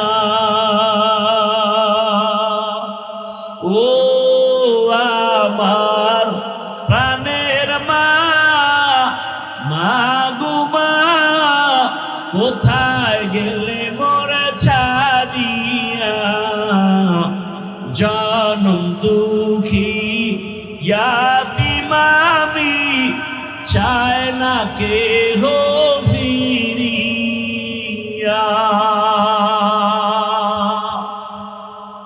ও আমার যুবক বাবারা, পর্দার আড়ালের আম্মা জানেরা, বোনেরা, কয়দিন আর বাঁচবেন, মা বাবার সেবা করেন। ও ঘরের মা, আপনার বুড়া মা বাবা যদি থাকে সেবা করবেন। অনেক মায়ের খবর এমন জানি, স্বামীর ঘরে যাওয়ার পরে আর মা বাবার খেদমত করে না, খবরও নেয় না। তা যেন না হয়, ওরে নিজের মা বাবা যদি কবরে চলে যায়, ও পর্দার আড়ালের মা শ্বশুর শাশুড়ির খেদমত করিয়ে, শ্বশুর শাশুড়ি যদি দোয়া করে, আপনার দুনিয়ার জীবন ধন্য হবে, হাসরের ময়দানেও সম্মানের চেয়ার পাবে। ও আম্মা জানেরা, আপনার মতো কত মা এখনো আছে নামাজ ছাড়ে না, বেপরদায় চলে না, স্বামীর মাল নষ্ট করে না, খেয়ানত করে না। কয়দিন আর দুনিয়ায় বাঁচবে, একটা ভালো সন্তানের মা হইয়া কবরে যান। ও আমার যুবক বাবারা, কয়দিন আর দুনিয়ায় বাঁচবা, আল্লাহর কাছে দোয়া করো, তওবা করো, মা বাবার খেদমত করে দোয়া নাও, শিক্ষকের দোয়া নাও, ওলামায়ে কেরামের দোয়া নিয়ে নবীর তরিকা মেনে চলো। তোমার মতো কত যুবক এখনো আছে মা বাবার দোয়া নিয়ে চলে, শিক্ষকের দোয়া নিয়ে, ওলামায়ে কেরামের দোয়া নিয়ে চলে, স্কুলে পড়ে নামাজ ছাড়ে না, কলেজে পড়ে নামাজ বাদ দেয় না, চাকরি করে নামাজ বাদ দেয় না, ব্যবসা করে নামাজ বাদ দেয় না। তুমি কেন পারো না রে বাবা? ইব্রাহিম নবী দোয়া করে চলে গেলেন, মা হাজেরা ইসমাইলের নিয়ে এখানে জীবন কাটাচ্ছেন। ও পর্দার আড়ালের আম্মা জান, হাজেরা আর ইসমাইলের রাইখে ইব্রাহিম নবী চলে গেলেন। কষ্টের জীবন শুরু হয়ে গেল। আপনার মতো কত মা আছে, স্বামী বিদেশে থাকে, স্বামী ঢাকায় থাকে, চাকরি করে, ব্যবসা করে। আপনি ঘরে থাইকা সন্তানকে লালন পালন করবেন, স্বামীর মাল হেফাজত করবেন। মা হাজেরা আল্লাহর ভয় ইসমাইলের লালন পালনের জন্য যতটুকু পানি ছিল শেষ হয়ে গেল। এক পর্যায়ে দুধও নাই, বাচ্চা ইসমাইলের দুধও দিতে পারে না। মুখে জিহ্বাটা দিয়ে দেয়, পানি নাই। মা পাগলের মতো হয়ে গেল সন্তানকে বাঁচাবার জন্য। একবার সাফা পাহাড়ে দৌড়ায়, একবার মারোয়া পাহাড়ে দৌড়ায় সন্তান ইসমাইলের পানির জন্য। আল্লাহর কাছে এই দৌড় এত পছন্দ হয়ে গেছে, আম্মা জান হাজেরা আলাইহা সালাম 7 বার চক্কর দিয়া সাফা মারোয়ায় দৌড়ালেন। আল্লাহ জিব্রাইলের বলে, সাক্ষী থাক, কিয়ামত পর্যন্ত হাজেরার এই স্মৃতি আমি ধরে রাখার জন্য আইন করে দিলাম। বাইতুল্লাহ যারা হজে যাবে, ওই হাজেরার জায়গা সাফা মারোয়ায় যদি হাজী সাহেবরা দৌড় না দেয়, আমি কোন হাজির হজ কবুল করব না। মা হাজেরা কান্না করে। ইসমাইলের মুখে পানি দেওয়ার জন্য কোথাও পানি পাওয়া যায় না। হঠাৎ বাইতুল্লাহর কিনারায় আওয়াজ শুনে কে যেন হাজেরা বলে ডাকে। মা হাজেরা দৌড়ায় গিয়ে দেখেন মানবের আকৃতি, আল্লাহর ফেরেশতা জিবরাইল সেখানে হাজির হয়ে গেল। কি চাও? পানি চাই। পাখা দিয়া দানা দিয়া বাড়ি মারলেন, ইসমাইল নবীর পায়ের গোড়া থেকে পানি বের হওয়া শুরু হয়ে গেল। আম্মা জান হাজেরা পাথর দিয়ে পানি আটকায় দিলেন, নিজে পান করলেন, সন্তানকেও পান করালেন জমজমের পানি। আজ ওই জমজমের পানি হাজার হাজার কোটি মিলিয়ন ট্রিলিয়ন বিলিয়ন পানি লিটার হাজী সাহেবরা নেয়। জমজমের পানি বাড়েও না, কমেও না। সাহাবায়ে কেরাম নবীকে প্রশ্ন করলেন, হে রহমতের নবী, জমজম কূপের পানির তলা কোথায়? কমেও না, বাড়েও না। নবী বলেন, জমজম কূপের পানির সংযোগ হলো হাউজে কাউসারের সাথে। দুনিয়াতে এমন সুন্দর বিশুদ্ধ পানি নাই যেই পানি পান করলে পিপাসার সাথে ক্ষুধাও নিবারণ হবে। একমাত্র জমজমের পানি, যে পানি পান করলে শুধু পিপাসা নিবারণ হয় না, ক্ষুধাও নিবারণ হয়। শুধু ক্ষুধা নিবারণ হয় না, কঠিন রোগ থেকে আল্লাহ তাকে মুক্তি দান করেন। পানি পান করলেন, স্বাভাবিক জীবনে ফিরে আসলো। ইসমাইল বড় হতে লাগলো। হতে হতে যখন 14 বছর হয়ে গেল, কম বেশি ঐতিহাসিকরা লিখলেন, ইসমাইল যখন বড় হয়ে গেল, পরীক্ষা। ইব্রাহিম নবী স্বপ্নে দেখতেছেন, আল্লাহ দেখাচ্ছেন, তোমার কলিজার আপন বস্তু তুমি কোরবানি করো, জবাই করো। এই স্বপ্ন 3 দিন দেখার পরে সিদ্ধান্ত নিলেন, আল্লাহর হুকুম বোধহয় ইসমাইলকে জবাই করার জন্য। বাবা হইয়া সন্তানকে জবাই করার জন্য ছুরি নিয়ে হাতে রেডি হয়ে গেলেন, জবাই করবে। আল্লাহ ডাইরেক্ট বলে নাই ইসমাইলের জবাই করো। আল্লাহ স্বপ্নে দেখাইছে, তোমার আপন বস্তু তুমি জবাই করো। ইব্রাহিম নবী প্রথম দিন উট জবাই করলেন, দ্বিতীয় দিন উট জবাই করলেন, বুঝতে পারেন নাই। শেষ পর্যন্ত ইসমাইলের জবাই করার জন্য রওয়ানা। ইব্রাহিম নবী বাইতুল্লাহর কিনারায় গিয়া হাজির হয়ে গেলেন। এখন তাকায় দেখে, আরে যখন বাড়ি ছিল না, এখন বাড়ি ঘর, মানুষের অভাব নাই, কত বসতি, কত ফসল চলতেছে, বাড়ি ঘরের অভাব নাই। খুঁজতে খুঁজতে গিয়া নিজের ইসমাইলের ঘর খুঁজা হাজেরার ঘরে ডাকলেন, ইসমাইল কই? কত বছরের বিরহের বেদনা, মায়া। একটা সন্তান বিদেশ থাকে, ওই সন্তান জানে না যে মা কোরবানির গোশত মুখে দেয় না সন্তানের চিন্তায়। অন্যদের মা গোশত পাকায় পাকায় খাওয়ায়, কিন্তু নিজে খায় না, সন্তানের মায়ায় পড়ে আছে। আমি যদি ভালো খাই, আমার সন্তানটা না জানি না খেয়ে কষ্ট পাচ্ছে। মা পাগলের মতো থাকে, ঢাকায় থাকলে মা বারবার বলে একটু বাড়ি আয়, কোরবানির সময় গোশত খেয়ে যাও, আমি মা তোমারে সারা খেতে পারি। একটা মা সন্তানের জন্য এত পাগল, সন্তান যদি বুঝতো জীবনে মায়ের চোখের দিয়ে তাকাইয়া রাগ মেজাজ দিয়ে কথা বলতো। অথচ কত মায়ের কলিজায় ব্যথা, সন্তান মাকে কষ্ট দেয়, কথা শোনে না। ও আমার কলিজার যুবক বাবারা, ওই মায়ের দোয়া নিতে চাইলে বিনয়ের সাথে ক্ষমা চাইয়ে তওবা করো। মা হাজেরা ঘরের মধ্যে ইসমাইল খেলতেছে, ইসমাইলের ঘরের মধ্যে নিয়া বহুদিনের বিরহের বেদনার কান্না, হাজেরার চোখে পানি, ইসমাইলের চোখে পানি, বাবার চোখে পানি। ইব্রাহিম নবী বলে হাজেরা দেরি করা যাবে না, তাড়াতাড়ি রেডি করে দাও, ইসমাইলের নিয়ে মালিকের দাওয়াতে যাব। মা হাজেরা বুঝতে পারেন নাই কোথায় জানি দাওয়াতে যাবে, দুনিয়ার কোন মালিক, দুনিয়ার কোন বাদশা দাওয়াত দিছে, আসল মালিক আল্লাহ দাওয়াত দিছে। ইব্রাহিম নবী হিকমতে কথা ঘুরায় বললেন, মা হাজেরা বুঝতে পারলেন না। সুন্দরভাবে সাজাইয়া গোসল করায়া যখন ইসমাইলের বাবার হাতে তুলে দেয়, বাবা সামনে যায়, ইসমাইল পেছনে যায়। কোরবানির জায়গা বর্তমান মিনা বাজার, যখন এখন যেখানে কোরবানি ইব্রাহিম ওখানেই দিল, ইসমাইলের ওখানে নিয়া এবার 14 বছরের সন্তান ইসমাইলের বাবা ডাক দিয়ে কয়, ইয়া আবাতি ইয়া বুনাইয়া ইন্নী আরা ফিল মানামি আন্নী আযবাহুকা ফানজুর মাযা তারা।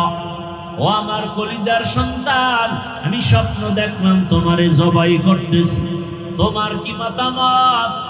দেরি নাই, সাথে সাথে ইসমাইল বলতেছে, ইয়া আবাতি ফাআল মা তুমার সাতাজিদুনি ইনশাআল্লাহু মিনাস সাবিরিন।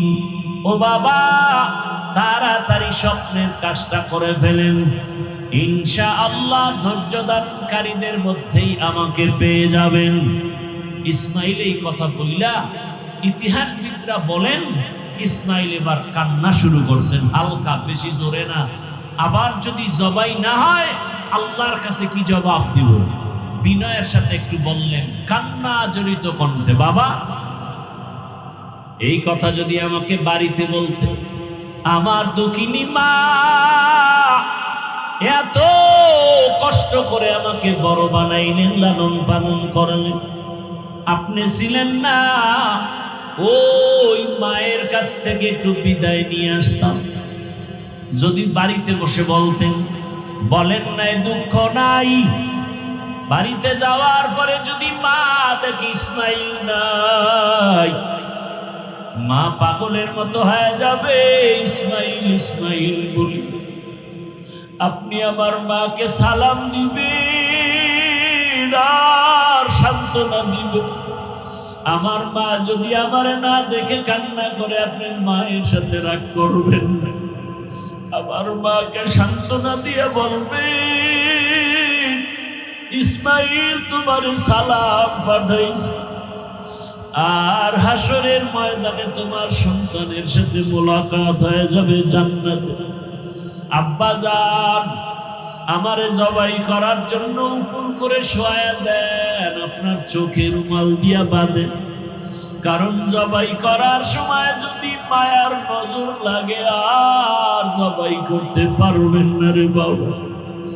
আমার হাতে পায়ে রশি দিয়া বাঁধেন, কারণ জবাই করার সময় যদি হাতে পায়ে নড়াচড়া লাগে আপনার সহ্য বেয়াদবি হবে, আল্লাহ রাগ করবে। ইসমাইল শুয়া পড়লেন, ইব্রাহিম ছুরি নিয়া ইসমাইলকে জবাই করবে। আল্লাহ অর্ডার করলেন, ছুরি আমার ইসমাইলের একটা পশমের যেন কোনো ক্ষতি না হয়। ইব্রাহিম নবী ছুরি চালালেন, বিসমিল্লাহ আল্লাহু আকবার বলে ইসমাইলের গলা কাটেন। ইসমাইলের উঠাইয়া দ্বিতীয়বার আবার পরীক্ষার জন্য পাথরে আঘাত করলেন, দেখে পাথর টুকরো হয়ে গেল। এইবার সিদ্ধান্ত নিলেন, ইসমাইল শুয়া পড়ো, রক্ত হাতে না লাগা পর্যন্ত তোমাকে আমি ছুরি চালানো বন্ধ করব না। কেমন বাবা কেমন সন্তান আল্লাহর হুকুমের জন্য নিজেদেরকে বিলীন করে দিলেন। এমন মা এমন বাবা এমন সন্তান দুনিয়াতে পাওয়া বড় কঠিন। আজকে অনেক বাবা নামাজ পড়ে, সন্তানটা নামাজ পড়ে কিনা খবর নাই। আবার অনেক সময় দেখি সন্তান নামাজ পড়ে, বাবায় নামাজের খবর নেয় না। সন্তান দাড়ি রাখতে চায়, বাবা দাড়ি রাখাটারে পছন্দ করে না। ও মা ও বাবারা, এমন সন্তান দুনিয়াতে কেন নিলেন যে সন্তান দিনের পথে চলবে না? এখনো সময় আছে, তওবা করেন। ইব্রাহিম নবীর মতো বুড়া বাবারাও তৈরি হয়ে যান। জীবনে গুনাহ করবেন না, দাড়ি কাটবেন না, আল্লাহর হুকুম নবীর তরিকা মেনে চলবেন, ওলামায়ে কেরামের দোয়া নিয়ে চলবেন। মা বোনদেরে বলবো, হাজেরা আলাইহিস সালামের মতো একজন ত্যাগী মা হয়ে যান। সন্তানটাকে কোরআন পড়নেওয়ালা নামাজি ডাক্তার বানাবেন, ইঞ্জিনিয়ার বানাবেন, নামাজি কোরআন পড়নেওয়ালা ইঞ্জিনিয়ার বানাবেন। সন্তানটারে জেনারেল লাইনে পড়াবেন, আগে কোরআন পড়ায়া নামাজি বানায়া দেন। ডাক্তার হলো জীবন ধন্য, সন্তানটা ইঞ্জিনিয়ার হলো জীবন ধন্য, ওসিডিসি হবে জীবন ধন্য, এমপি হবে জীবন ধন্য। এরে আম্মা জান আর যুবকদের বলবো, রে যুবক, ইসমাইল নবীর মতো আল্লাহর মোহাব্বতের ত্যাগী হয়ে যাও আর আল্লাহর কাছে তওবা করো। জীবনে কত দাড়ি কাটলা, বেপরদায় চললা, মোবাইল চালায় গুনাহ করলা। আজকে থেকে তওবা করো, মরিয়া গেলে আর দাড়ি কাটবা না, নামাজ ছাড়বা না, মোবাইলে গুনাহ করবা না। মা বাবার দোয়া নিয়া, শিক্ষকের দোয়া নিয়া, উলামায়ে কেরামের দোয়া নিয়া, নবীজির আদর্শ মেনে চলবা। তওবা করার মতো যদি নিয়ত হয়, দুটো হাত আমার আল্লাহকে দেখায় দাও। আয় আল্লাহ, হাতগুলো কবুল করে নেন, তওবা কবুল করে নেন। তওবার উপরে মজবুত হইয়া নবীর তরিকা মেনে, উলামায়ে কেরামের পরামর্শ নিয়ে, মা বাবার দোয়া নিয়ে চলার তৌফিক দান করেন, আমিন। আলহামদুলিল্লাহি রাব্বিল আলামিন, ওয়াসসালাতু ওয়াসসালামু আলা সাইয়্যিদিল আমবিয়াই ওয়াল মুরসালিন ওয়া আলা আলিহি ওয়া আসহাবিহি আজমাইন। ইয়া আরহামার রাহিমিন, ইয়া আরহামার রাহিমিন, ইয়া আরহামার রাহিমিন। রব্বিরহামহুমা কামা রাব্বায়ানি সগীরা। আল্লাহুম্মা ইন্নাকা আফুউন কারীম তুহিব্বুল আফওয়া ফা'ফু আন্না। আল্লাহুম্মা ইন্না নাউযু বিকা মিনাল বারাসি ওয়াল জুনুনি ওয়াল জুযামি ওয়া সাইয়্যিল আসকাম। اللهم إنا نسألك علما نافعا ورزقا واسعا